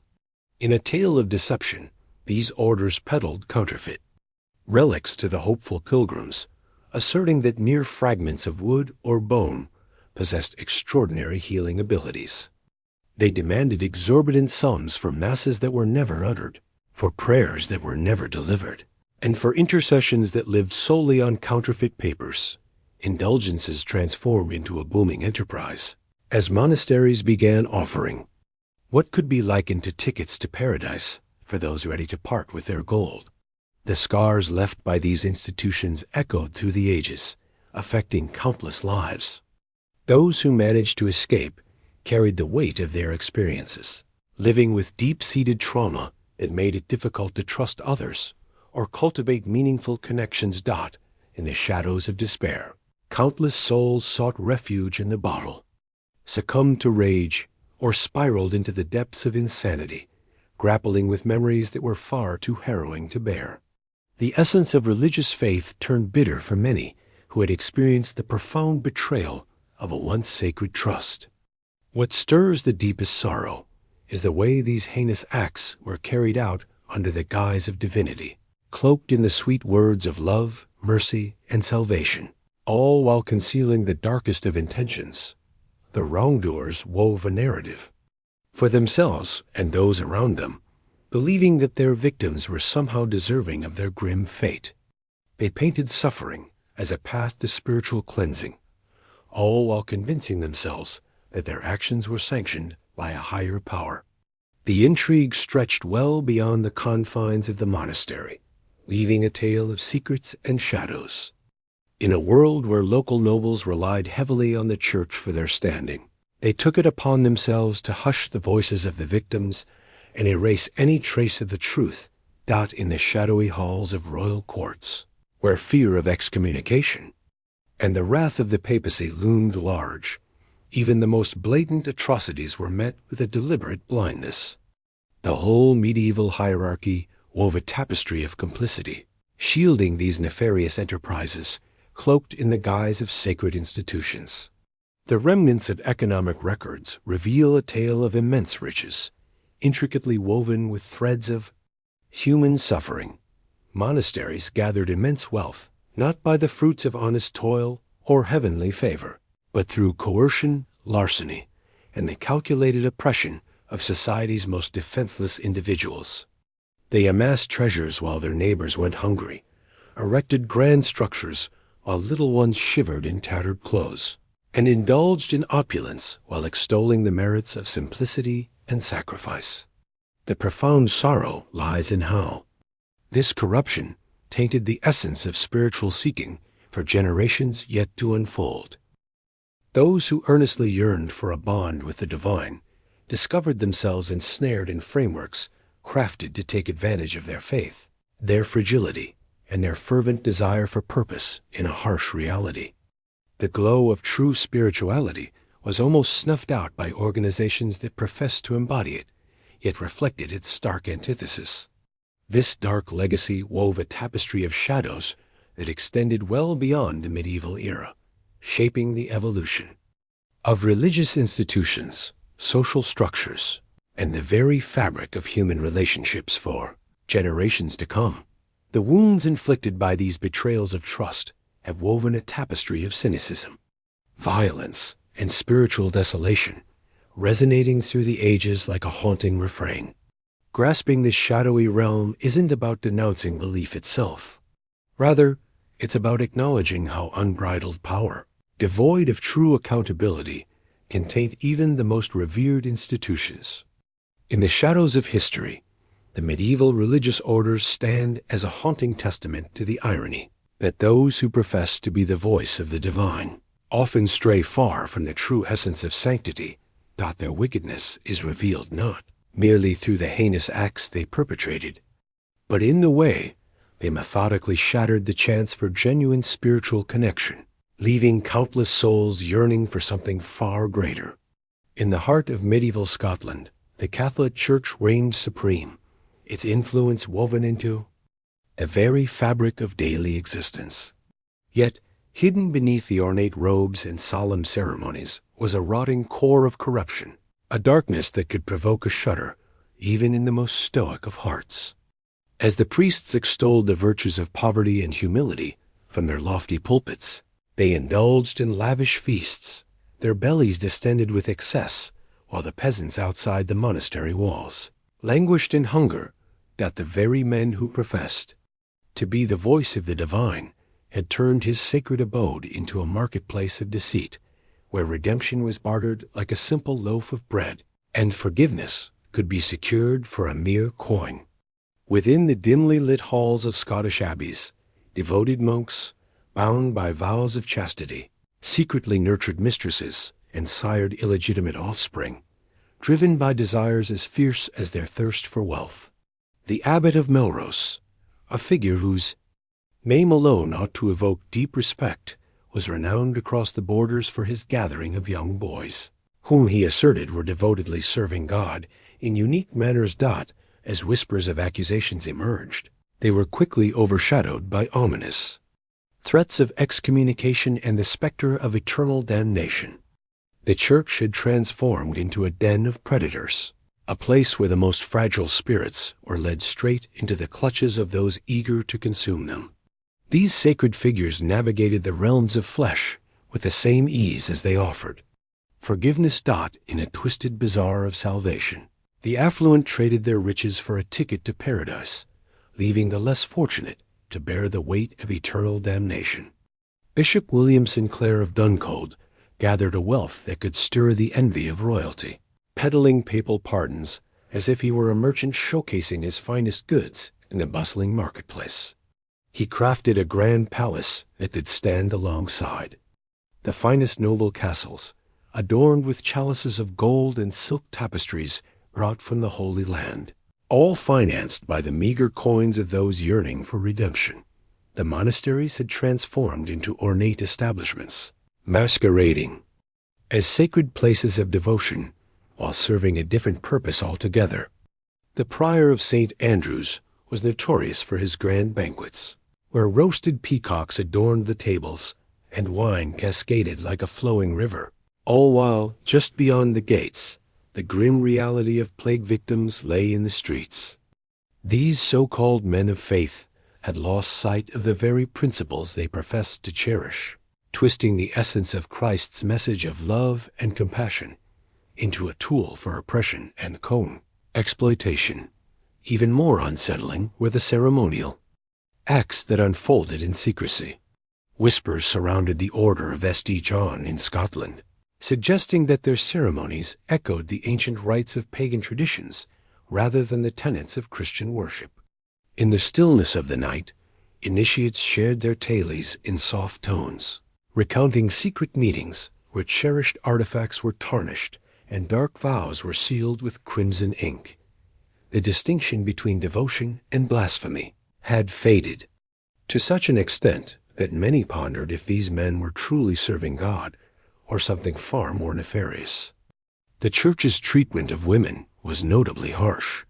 In a world where the sacred and the profane intertwined, those who devoted themselves to the divine found their trust shattered by the very figures who wielded power in their lives.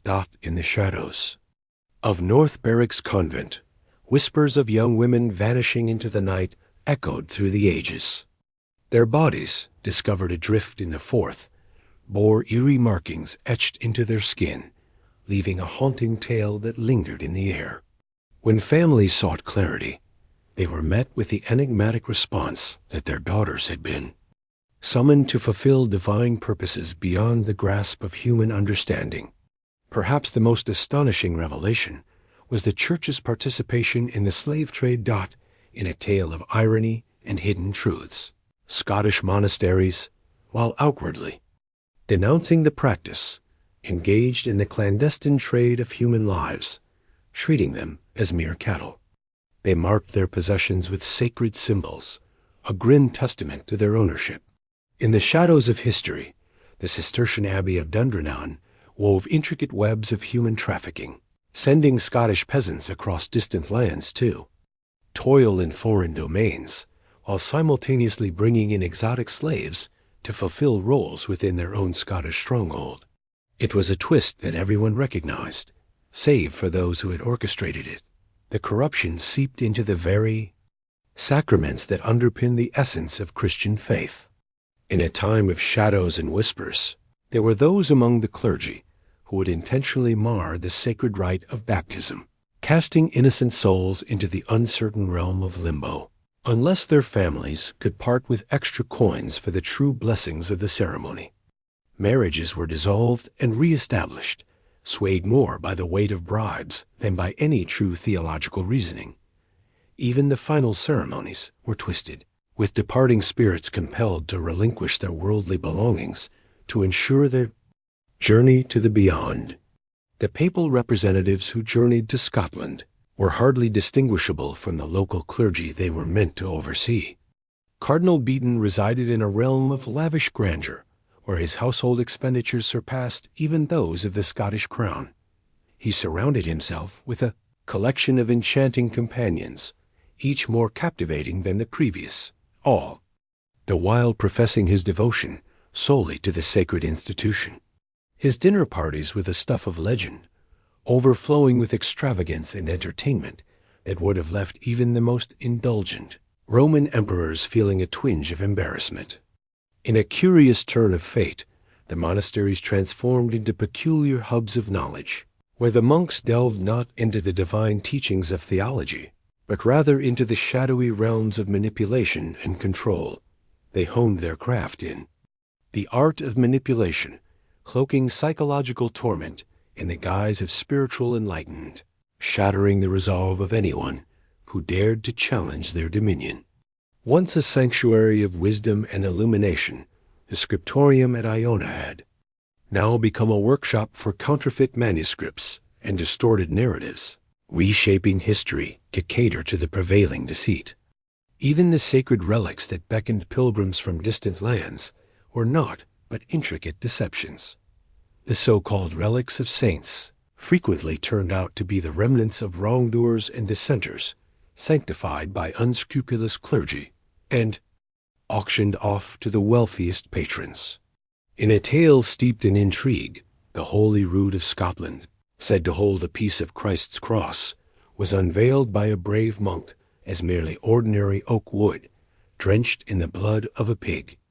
As the truth came to light, the monk was discovered lifeless in his cell, seemingly having succumbed to despair. In a moment of deep regret, the tithing system had transformed into a cunning scheme of coercion that would leave even the most notorious criminals in awe. Families found themselves compelled to relinquish not only their crops and livestock, but also their beloved daughters and sons. Young men vanished behind the sacred walls of the monastery, destined to be lost to the world, as their families were gently informed that they had been selected for a divine calling. The truth was much darker, as these young souls were bound in servitude, their toil fueling the church's insatiable hunger for riches and dominion. What was once a hallowed sanctuary for redemption and forgiveness had transformed into a vast operation of intelligence gathering, a shadow of its former self. In the shadows, priests meticulously recorded the transgressions and hidden truths of their flock, wielding this knowledge to exert control and sway the hearts of entire communities. Whispers of forbidden love, shadows of financial ruin, and the weight of family secrets all transformed into tools wielded by the church to maintain its grip on power. As we journey further into this murky realm of deceit, let us not forget that these were not mere isolated events, but rather a tapestry woven with threads of systematic abuse that permeated every stratum of the Scottish church hierarchy. The grip of the ecclesiastical hierarchy on medieval society reached deep into the fabric of everyday life, stretching well beyond the grandeur of their cathedrals and monasteries. These religious orders had transformed into entities that siphoned the vitality from the very communities they claimed to nurture. In a world where the devoted donned their humble robes, the abbots reveled in opulence, indulging in sumptuous feasts, while the weary souls outside their gates faced the harsh grip of hunger. In a world where the sacred was bartered and traded, the church's vow of salvation transformed into a mere transaction offered to those with the deepest pockets, as indulgences and questionable relics became the currency of faith taught in the dimly lit halls of these revered establishments. Deceit thrived, lurking like a festering sore. Abbesses offered positions to affluent families, allowing their daughters to enjoy lives of comfort while masquerading as devoted servants. Monks left their solitary chambers for lively taverns, exchanging solemn prayers for boisterous celebrations. Confessional transformed into a bustling bazaar, a place where sins could be washed away for a fee, and where priests exchanged whispers of secrets to hold the mighty in their grasp. These revered figures, who were meant to shine as guiding lights of virtue, instead exploited the needy and defenseless. In the hallowed halls of monastic libraries, where whispers of ancient wisdom lingered, the shelves were meticulously arranged to shield the sacred institution from any notions that could challenge its dominion. In the shadows of history, manuscripts, brimming with groundbreaking scientific revelations and profound philosophical insights that dared to challenge the established norms, were often concealed or met with complete obliteration. The Church wielded power over not only the beliefs of the people but also the very knowledge they were permitted to possess. This oppressive force ensnared society in a web of ignorance, as the clergy clutched knowledge tightly, much like dragons safeguarding their precious hoard. Perhaps the most unsettling aspect was the Church's methodical manipulation of the innocent young ones. In the shadows of the monasteries, orphans found themselves caught in a web of exploitation, toiling under perilous conditions. They were often reminded to express gratitude for the supposed charity of the Church, even as their innocence was overshadowed by hardship. In a world where innocence was met with harshness, the young novices endured severe physical punishment for even the smallest missteps, their spirits crushed by those who professed to serve a benevolent deity. In a place where compassion was spoken of from the pulpit, the reality was one of cruelty, leaving behind souls marked by trauma, destined to bear these scars throughout their lives. The hallowed promises that shaped the essence of spiritual existence turned into hollow acts, shattered as effortlessly as they were uttered. Honor the tales of priests who forged bonds with village women, only to leave them behind, shrouded in the shadows of scandal. In a world where sacred vows intertwine with secret passions, nuns devised intricate plots to sneak their beloveds into the hallowed halls of their convents, transforming sanctuaries of devotion into labyrinths of intrigue. The promise of obedience twisted into a weapon of tyranny, stifling the voices of those who had the courage to challenge their leaders. These were not mere isolated incidents. They were the echoes of systemic failures that laid bare the decaying foundation hidden beneath the Church's shimmering facade. The tale unfolds with economic exploitation, reaching staggering heights as religious orders cunningly amassed vast estates through manipulation and deceit. They would seek out the fading nobles, compelling them to bequeath their lands in exchange for the promise of their soul's redemption. In a tale of sorrow and injustice, widows found themselves pressured to relinquish their rightful inheritances, casting their children into poverty while simultaneously filling the coffers of already affluent monasteries. In the tapestry of medieval Europe, the Church emerged as a formidable landowner, not by the grace of the divine, but through shrewd ambition and the artful play of human emotions. In the grand tapestry of history, the creation of magnificent cathedrals, heralded as tributes to divine splendor, often came at a heavy cost, borne by the toil and tribulations of innumerable laborers. In a time of great disparity, the humble folk toiled endlessly, their hands worn and weary, compelled to offer what little they had. As they labored under the weight of their burdens, their own abodes fell into disrepair, all the while erecting grand edifices for those of higher station. Craftsmen, in their pursuit of wealth, sometimes choose to skimp on quality, opting for subpar materials that could result in catastrophic failures. These grand structures stand tall, yet their stories are woven with threads of exploitation and human suffering. The monastic scriptoriums, where manuscripts were meticulously copied and adorned with vibrant illustrations, functioned much like the bustling workshops of the medieval era. In dimly lit rooms, scribes toiled, their eyes straining against the shadows, bent over desks that bore the weight of their labor and the toll on their bodies. Yet for all their skill and dedication, they received but a meager wage for their efforts. The exquisite tomes they crafted brought in vast riches, filling the coffers of the monasteries, while the true artisans languished in destitution. Numerous scribes faced grave health issues due to the toxic inks and pigments they employed each day. Yet their pain was deemed a necessary offering for the Church's grander purpose. Even the benevolent deeds of the Church were shadowed by hidden intentions.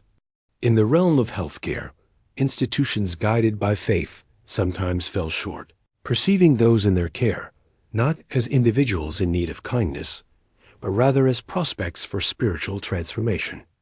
The ailing endured harsh treatments rooted in religious superstition, overshadowing the wisdom of medical understanding. Those who dared to challenge these practices or explore different remedies were labeled as outcasts, facing banishment or even harsher fates.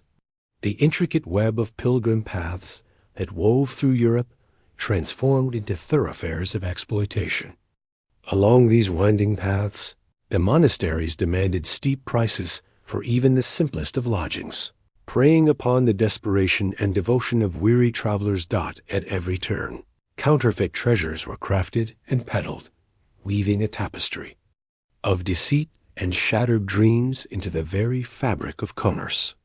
Those who lacked the means were cast aside, left to confront the lurking dangers of bandits and wild beasts, their unwavering faith offering no shield against the avarice of mankind. Religious orders wove themselves into the fabric of political intrigue, bartering their influence to those who could pay the price.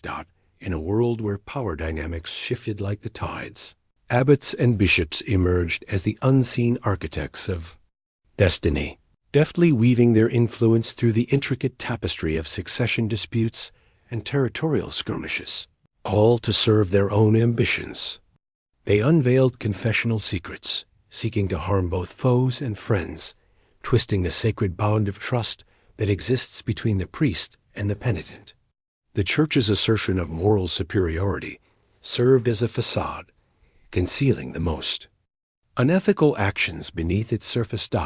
In a time when the education system was shaped by the hands of religious orders, its true purpose emerged: to mold individuals into obedient followers, rather than to nurture the seeds of critical thought and inquiry. In the hallowed halls of monastic schools, students were guided to commit Scripture to memory, embracing the words without the burden of comprehension, questioning not a single tenet, and accepting all that was presented to them.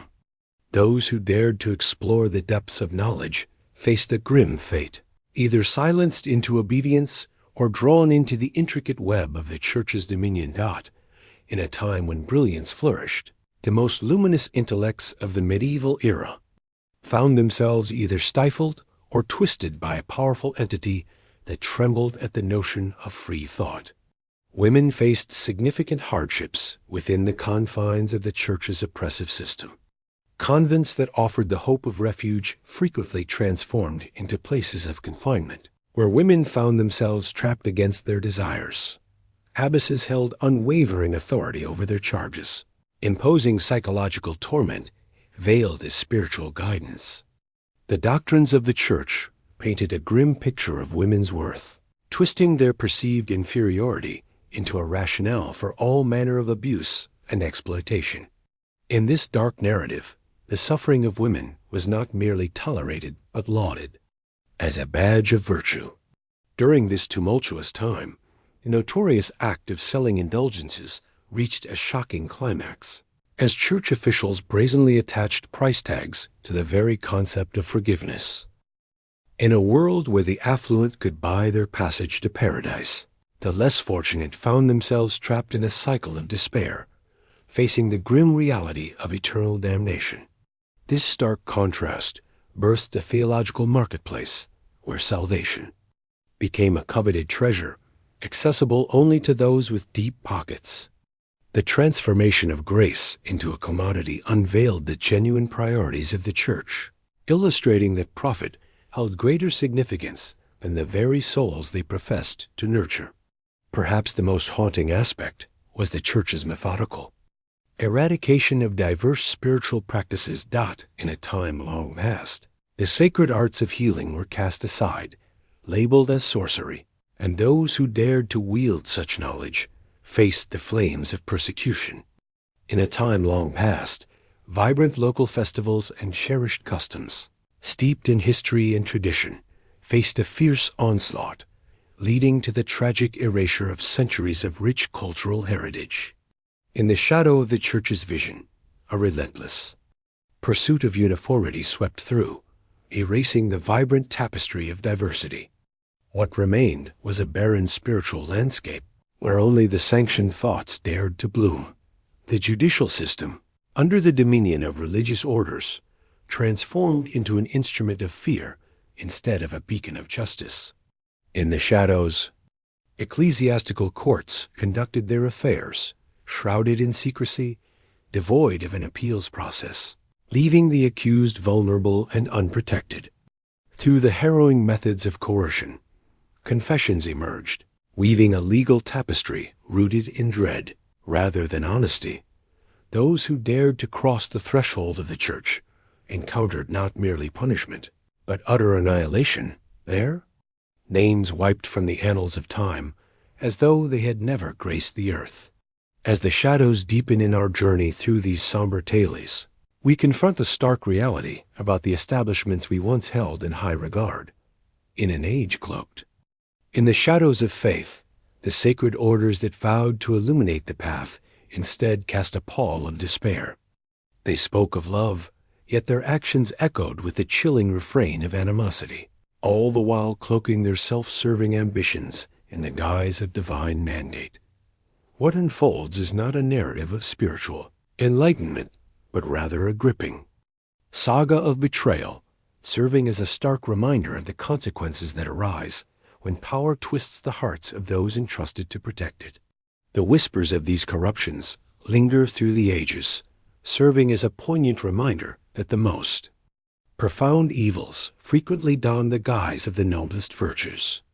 In the heart of medieval Europe, the religious orders stood tall, their Gothic cathedrals reaching for the heavens, while their expansive monastery grounds whispered tales of divine righteousness and spiritual purity. Yet beneath the surface of sacred vows and revered ceremonies lay a dark realm of corruption, manipulation, and systematic abuse that would cause even the most seasoned onlookers to shudder in revulsion. As monks and nuns committed to lives of poverty, chastity, and obedience, the truth behind the monastery walls revealed a narrative that diverged significantly from their vows. What were once shining examples of Christian virtue have transformed into intricate plots designed not for the upliftment of the spirit, but for the amassing of riches, the grasping of political influence, and the exploitation of those most in need. The very pillars that upheld these orders' claims of divine authority were decaying from the inside, tainted by greed, lust, and an unquenchable thirst for dominion over the souls and bodies of those they professed to protect. Ponder the intricate web of financial deception that unfolded within these hallowed halls. As they extolled the merits of a humble existence to their devoted followers, the abbots and abbesses resided in grand abodes, embellished with luxurious silk tapestries, gleaming golden chalices, and lavish banquets that could easily compete with the opulence of any royal court. From the weary peasant families, they siphoned off heavy tithes, demanding grain, livestock, and labor, all while their own granaries brimmed with plenty. In a time of desperation, families found themselves stripped of their land, their homes, and their very means of survival, as the Church, cloaked in the guise of divine authority, laid claim to their lives. Throughout these institutions, the practice of simony spread like a relentless plague, infecting all it touched. In a world where the sacred was reduced to mere transactions, church positions became the currency of the affluent. Wealthy families, driven by ambition, secured abbesses and bishoprics for their sons, casting aside any notion of spiritual calling or moral integrity. These acquired roles transformed into a legacy, handed down through the ages by families steeped in corruption, who regarded the church merely as a commercial venture. Positions of reverence that ought to have been held by the truly devoted were, regrettably, taken over by those seeking personal gain and those who exploited the sanctity of their roles to mask their most sinister desires. Perhaps the most unsettling aspect was the relentless mistreatment of those who sought refuge and wisdom within the sacred confines of the monastery. In a world where innocence was often overshadowed by desperation, young novices, dispatched by families unable to provide for them, found themselves ensnared by the dark intentions of corrupt abbots and senior monks. These figures, cloaked in authority, preyed upon the vulnerable, exploiting their plight without fear of consequence.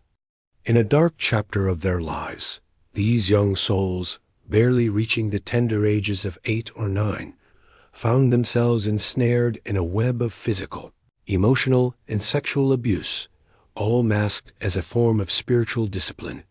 When they found the courage to voice their truths, they faced retribution for allegedly casting false shadows upon their revered leaders, or, even more dreadfully, were blamed for enticing their tormentors through sinister forces.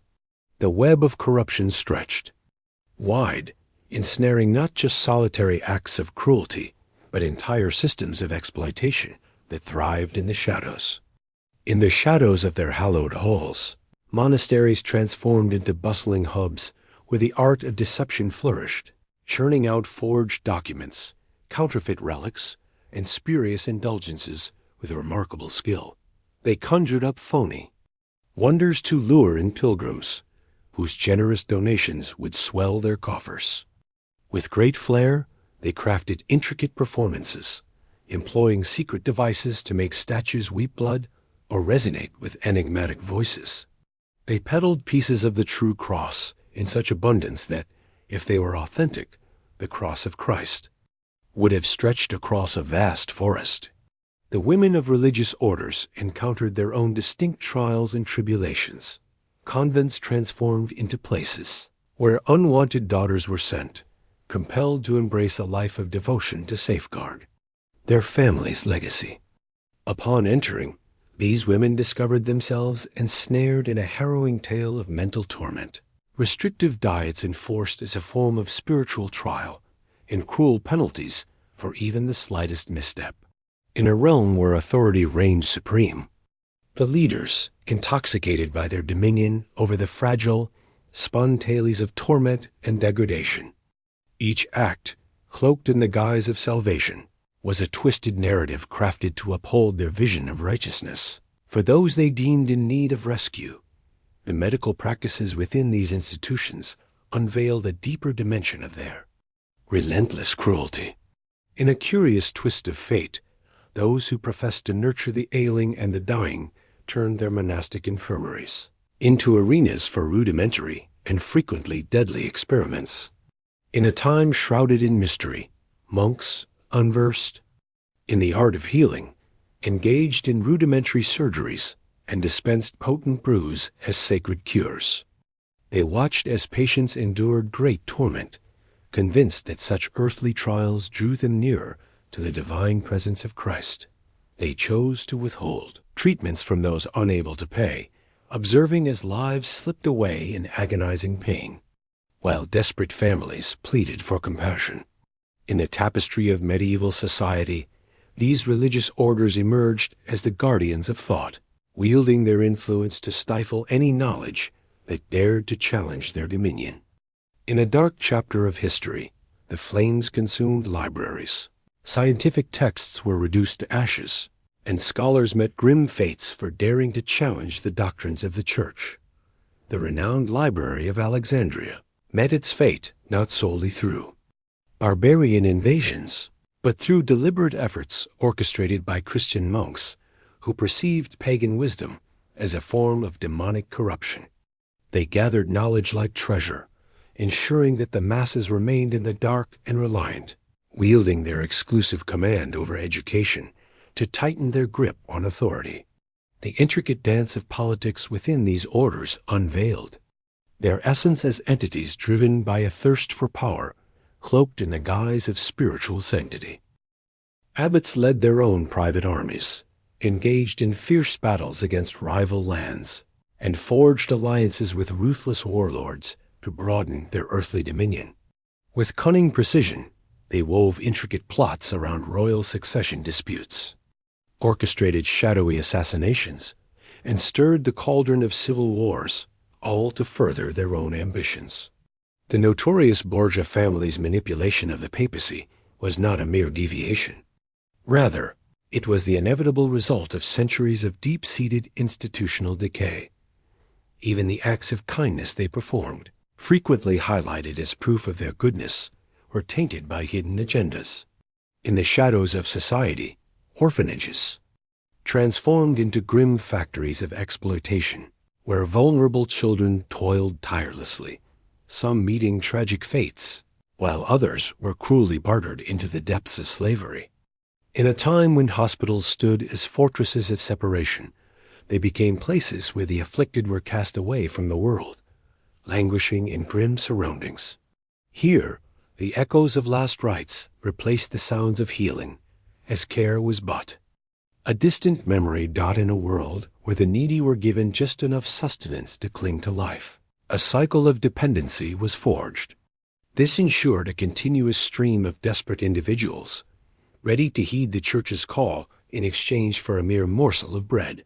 In the shadowy corridors of medieval times, as these religious orders gathered strength and riches, their audacity grew, leading them down a path of exploitation and abuse.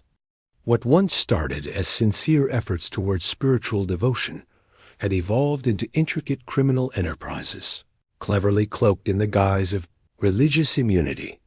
The very institutions that once held the promise of salvation for humanity had transformed into the main source of its anguish, twisting the gift of divine love into a haunting nightmare of earthly suffering, leaving no apparent path to freedom. In the shadowy corners of medieval religious orders, a deep-seated corruption thrived, reaching far beyond the blatant sins of greed and lust. These hallowed establishments had mastered the craft of psychological persuasion, transforming the essence of spiritual mentorship into a tool wielded against the unsuspecting. Novices stepping into monasteries underwent a meticulous transformation, a journey that might be seen today as a complex form of mental reconditioning. The initiation rituals were crafted with intent, aiming to peel back the layers of personal identity and instill a deep-seated loyalty that brooked no dissent. New monks endured a series of ritualistic trials, where they were compelled to confess to sins that existed only in the shadows of their minds, facing penalties for offenses they had never truly committed. The relentless onslaught of psychological warfare persisted, ultimately dismantling the novice's very sense of self. It was only at that moment that the corrupt habits could mold them into obedient tools of their desires. The sacred art of silence within the monastery became a powerful instrument of dominion, in a realm where silence reigned supreme. The monks found themselves bound by an unspoken rule, their experiences locked away in the depths of their minds. This self-imposed silence wove a tapestry of isolation and unease, casting shadows over their hearts and souls.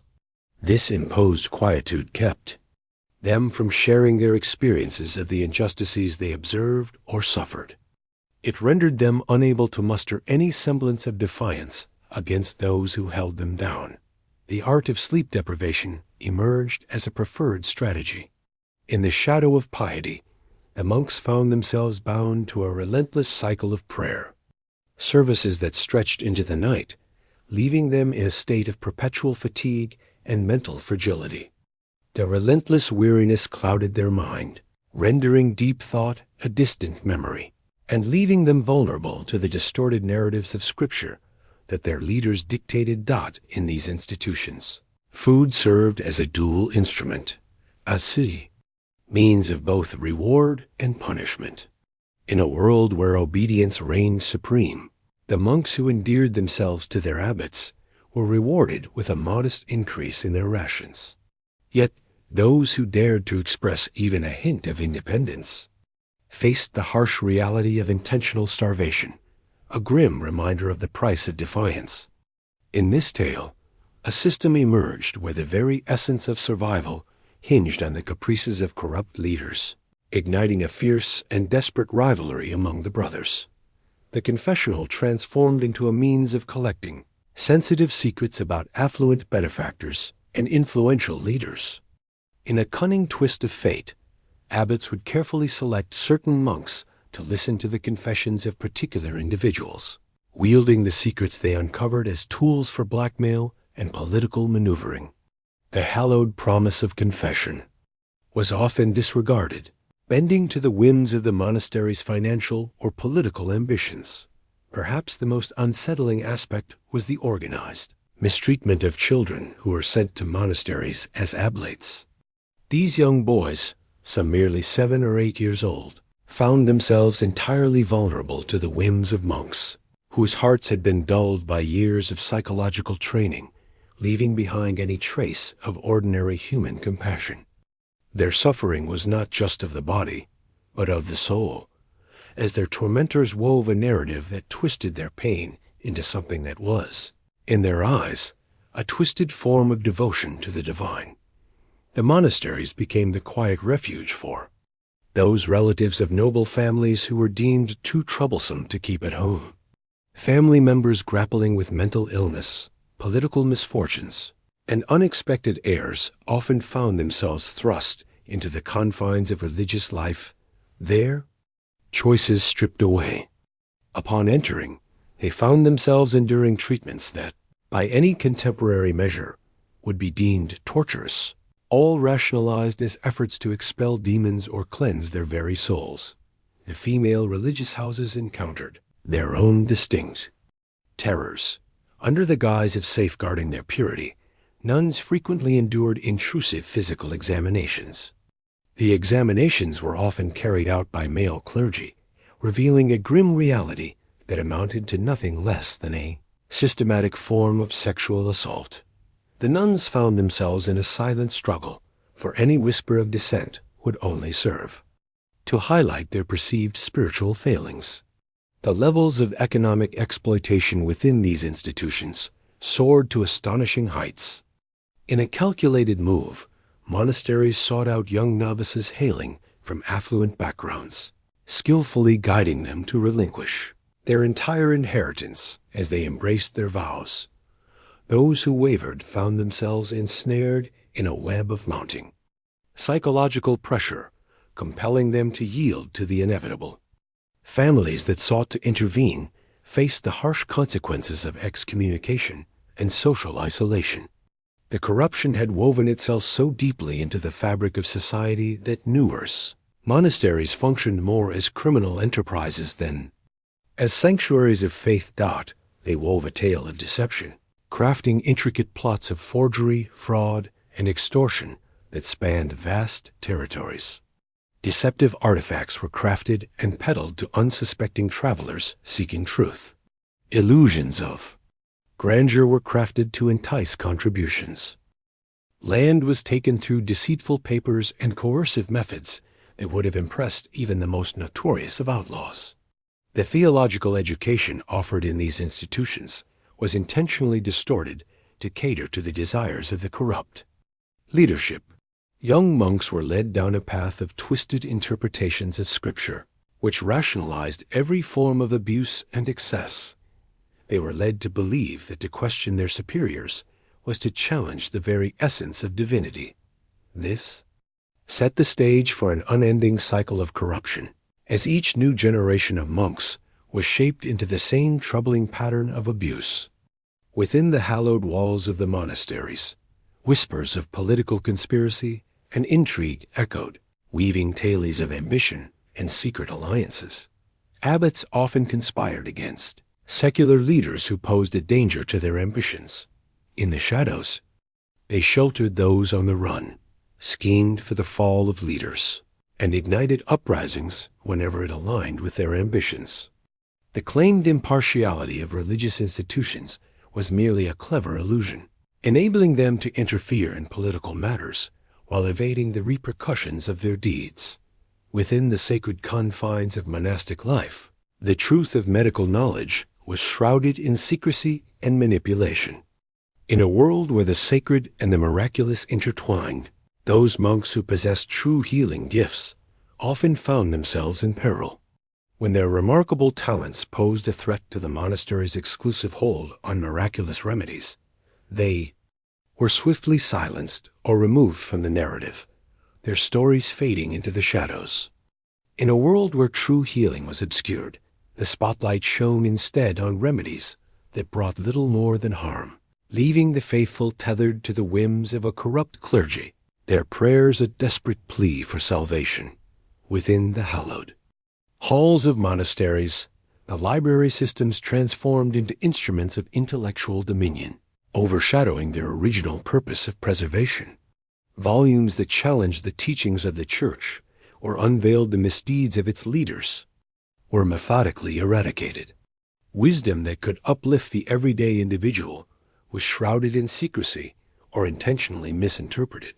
The scribes, devoted monks, frequently found themselves compelled to reshape texts to align with the narratives their superiors wished to advance. Even in death, the grip of the monastery's exploitation remained unyielding. The remains of departed monks frequently endured harrowing examinations after death, as seekers looked for traces of sanctity that could be turned into profit. In a curious twist of fate, the lifeless forms were etched with false stigmata, transforming them into new icons of reverence and devotion. The burial practices unfolded like a tale of exploitation, crafted to siphon every last coin from mourning families instead of offering a serene farewell for the departed souls.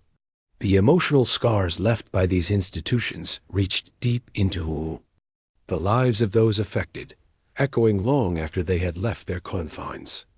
Those who once walked the path of the monk and found a way to break free frequently bore the heavy burdens of what we now understand as profound post-traumatic stress disorder. After enduring years of isolation and hardship, they found it challenging to forge the connections that most take for granted. In the shadows of their struggles, many sought refuge in the bottle or other harmful paths, desperately attempting to navigate the haunting echoes of their past. In the shadows of the medieval era, the betrayal of trust within religious orders unfolded like a tragic tale, revealing the depths of corruption that marred their sacred vows.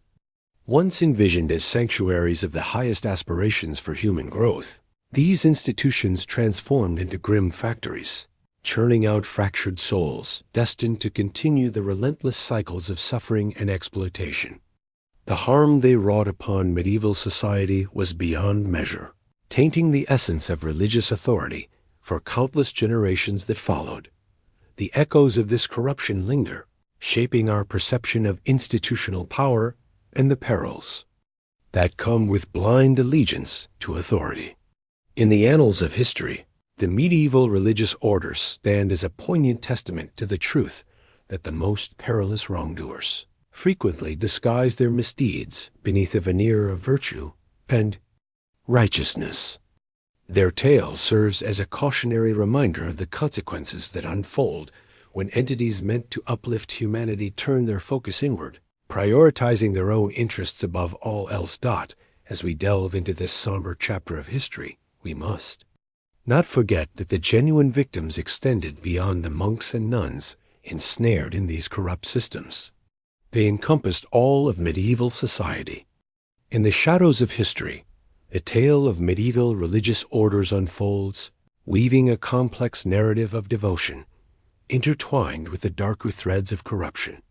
As the medieval era approached its destined end, the venerable institutions that had once illuminated the path of spiritual wisdom and moral leadership now found themselves engulfed by the repercussions of their own actions. Once, the religious orders held sway over the spiritual landscape of Europe for centuries, but now they found themselves in the throes of a legitimacy crisis that would irrevocably change the course of Christianity. In the 14th and 15th centuries, a simmering cauldron of corruption, abuse, and betrayal had built up, poised on the brink of an inevitable explosion of discontent. Once celebrated as hallowed grounds of knowledge and faith, the monasteries and abbeys now found themselves shrouded in doubt and disdain, their once loyal followers among the learned and the everyday folk turning away. the very pillars that upheld medieval Christianity, were beginning to falter, succumbing to the relentless pressure of institutional decline. In the late 14th century, a profound divide emerged, striking a heavy blow to the very essence of papal authority. In a time when rival popes vied for legitimacy from their respective cities, the grand display of clashing religious authorities revealed the intricate political maneuvers hidden beneath the surface of spirituality. The devoted looked on in disbelief, as their so-called spiritual guides cast excommunications at each other, all the while indulging in the very earthly endeavors they had condemned. In the midst of turmoil, a narrative unfolded where reformist movements emerged, daring to confront the entrenched powers that be. In the mid-15th century, a remarkable invention emerged, the printing press. This innovation turned out to be an unforeseen force in the battle against the corruption that had taken root within monastic walls. In a groundbreaking moment, the world witnessed the emergence of critical texts and reformist ideas, now able to flow freely and reach the masses, unbound by the grip of ecclesiastical authorities. Whispers of monastic scandals spread like wildfire as pamphlets found their way into the hands of the curious. Meanwhile, the sacred words, once locked away in the vaults of the elite, were now translated into the common tongue, granting the everyday seeker a chance to grasp the divine wisdom that had long been obscured by those who sought to control it. During the Renaissance, a remarkable transformation unfolded as humanism emerged, equipping minds with fresh intellectual instruments to challenge the long-standing authority of the medieval religious institutions. With sharpened tools of textual analysis and a keen eye for historical criticism, humanist scholars set forth on a quest to unveil the deceptive nature of numerous monastic assertions. They unveiled the intricate web of deception, exposing the artifice behind forged documents, the creation of false relics, and the manipulation of theological doctrines, all crafted to uphold institutional power rather than genuine spiritual enlightenment. The shifting tides of the economy wove a narrative that gradually eroded the influence of monastic authority. The unraveling of faith in religious authority during the medieval era sparked a wider questioning of established hierarchies and institutions. This doubt would ultimately ignite movements for democracy and demands for social change that reached well beyond the realm of religion. The echoes of the psychological impact on European society lingered long after, shaping its narrative in profound ways. Through the ages, countless individuals who endured the trials imposed by corrupt religious institutions cultivated a profound skepticism towards assertions of moral authority that relied solely on one's position within those institutions. This transformation in culture, emphasizing personal judgment and accountability, would emerge as a hallmark of contemporary Western society. The repercussions of monastic corruption on the economy wove a tapestry of long-lasting effects. In the tapestry of medieval times, the way resources were misallocated within religious institutions wove a narrative of economic stagnation and deepening inequality. At long last, when these resources broke free from the grip of corrupt monastic control, they found new paths to be channeled into more fruitful endeavors, fueling the vibrant economic pulse of the early modern era. The journey of education brought about a remarkable transformation. As the monastic schools relinquished their hold on education, fresh institutions arose, championing the virtues of critical thinking and empirical observation over the mere memorization of sanctioned texts. This transformation in the way we approach education set the stage for the dawn of the scientific revolution and the establishment of the modern university system. The echoes of political decisions reverberated through the ages. The shortcomings of medieval religious institutions in fulfilling their moral promises offered compelling reasons to curtail the political influence of religious authorities.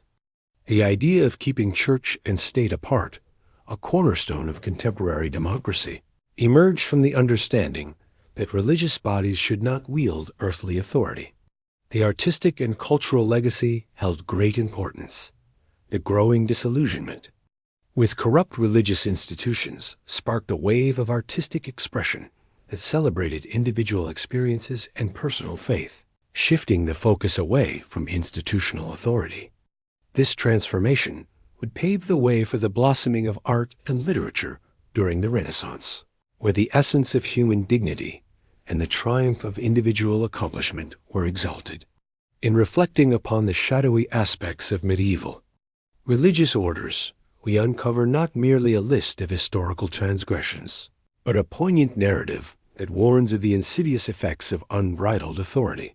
What started as bastions of noble ideal service, learning, and spiritual guidance slowly transformed into tools of exploitation and oppression, all due to the absence of accountability and oversight.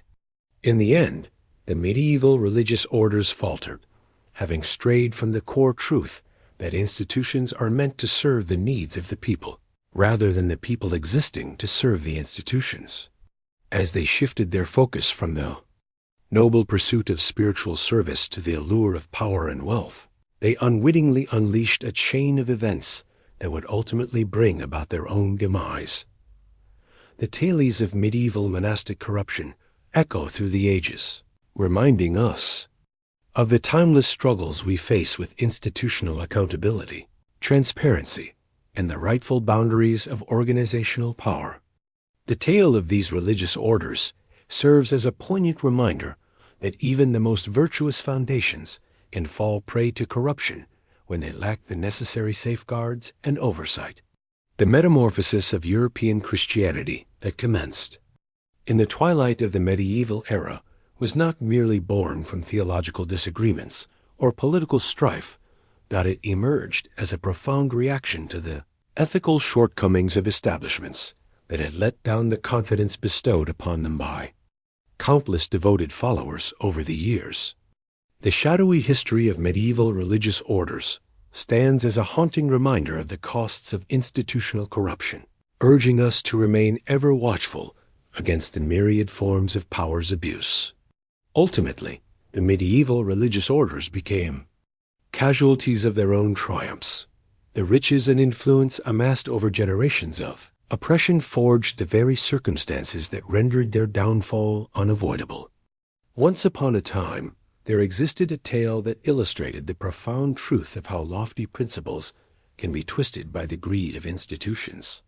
It serves as a cautionary reminder that neglecting deep-rooted issues can bring down even the mightiest of establishments. Once thought unshakable, the unfolding of events that befell the medieval religious orders was a tale of necessity and inevitability. Their corruption had woven itself into the very fabric of society, and their abuses had become a chilling norm, rendering any hope for reform a distant dream. It was only by their dissolution and replacement that the religious life of Europe could find renewal and be steered back toward its foundational aims of spiritual growth, charitable service, and moral guidance. In the shadowy depths of medieval religious orders, a corruption thrived, rooted in something far more insidious than just financial greed or political scheming. As the late medieval period unfolded, these institutions transformed into dark realms, where the most vile forms of exploitation and abuse thrived, their once sacred vows now mere echoes of a purpose long forgotten. The scandalous behavior that seeped through the walls of monasteries and convents contradicted every ideal these institutions professed to uphold. Abbots gathered around them a circle of youthful novices, viewing their roles as opportunities for exploitative actions. The promise of celibacy turned into a bitter irony, as influential clerics wielded their power to manipulate and mistreat those entrusted to them. In a somber tale, the lives of nuns were marred by the transgressions of their male counterparts. Whispers of discontent were hushed, stifled by the looming shadow of excommunication or something far more dire. The offspring of these forbidden unions faced a grim fate, often meeting their end at birth or being cast into the chains of servitude. Their very being stands as a haunting reminder of the corruption that had seeped into these once sacred spaces. Perhaps the most unsettling aspect was the organized trade of individuals that masqueraded as a benevolent act of faith.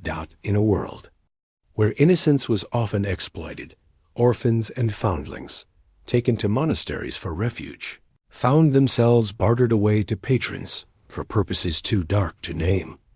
In a haunting tale, young women who sought solace within the walls of convents discovered themselves ensnared in a web of exploitation, their very beings reduced to mere objects by those who had vowed to safeguard their sanctity. The intricate pathways of trade that wove through the monasteries of Europe did more than just carry goods and manuscripts. They also enabled a dark and dreadful exchange of human lives, the torment of the mind endured by those who had the audacity to challenge or oppose was nothing short of horrifying. Religious orders crafted intricate strategies to shatter the human spirit, utilizing methods that would render the Spanish Inquisition seemingly mild by comparison.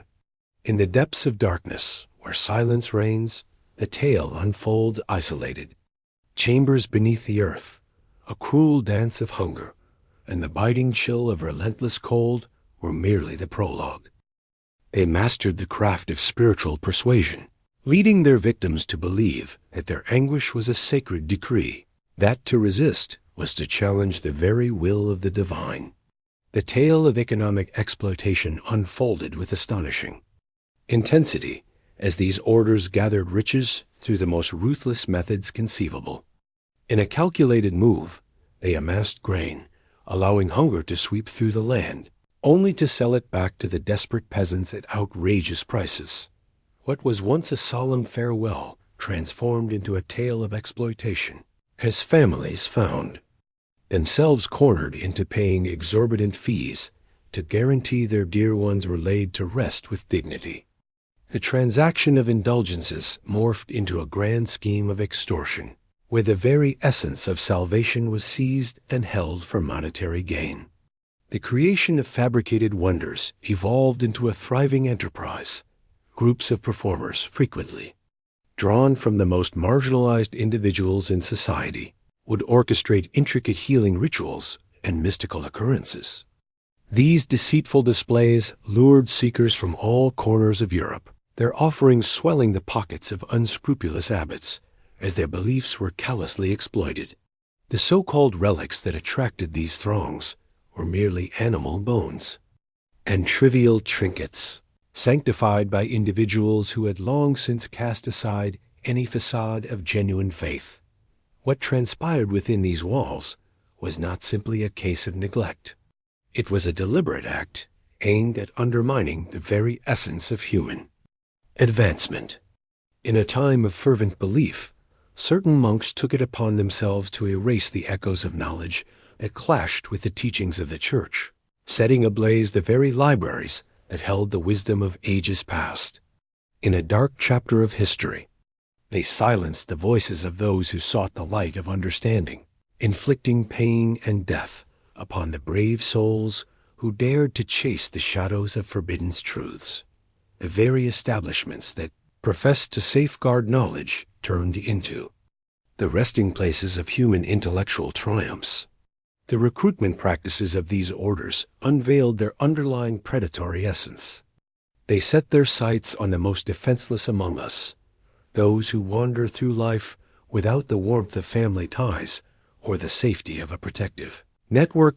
In a world where dreams were painted in vibrant hues of education and spiritual awakening, the youth found themselves ensnared in a web of exploitation, a labyrinth from which the light of escape flickered dimly, almost out of reach. The promises they made were shrouded in trickery and force, chaining them to a fate filled with sorrow and torment. In a shadowy twist of fate, the sacred rites became tainted as Holy Communion transformed into a means of manipulation. The Eucharist, once a symbol of unity, was wielded as a weapon against those who dared to question the powers that be. What began as a moment of vulnerability transformed into a treasure trove of secrets, where whispered confessions, once held in trust, morphed into tools of manipulation and control. Marriage ceremonies transformed into grand spectacles, crafted more for the exchange of wealth and property than for the sacred celebration of union. The judicial systems run by these orders turned divine justice into a mere jest. Trials unfolded as scripted events where the accused found themselves ensnared in a web of fate devoid of any glimmer of redemption. In a shadowy realm where truth was twisted, evidence was conjured from thin air. Witnesses were ensnared by threats or gold, and penalties were crafted not for redemption, but to instill fear.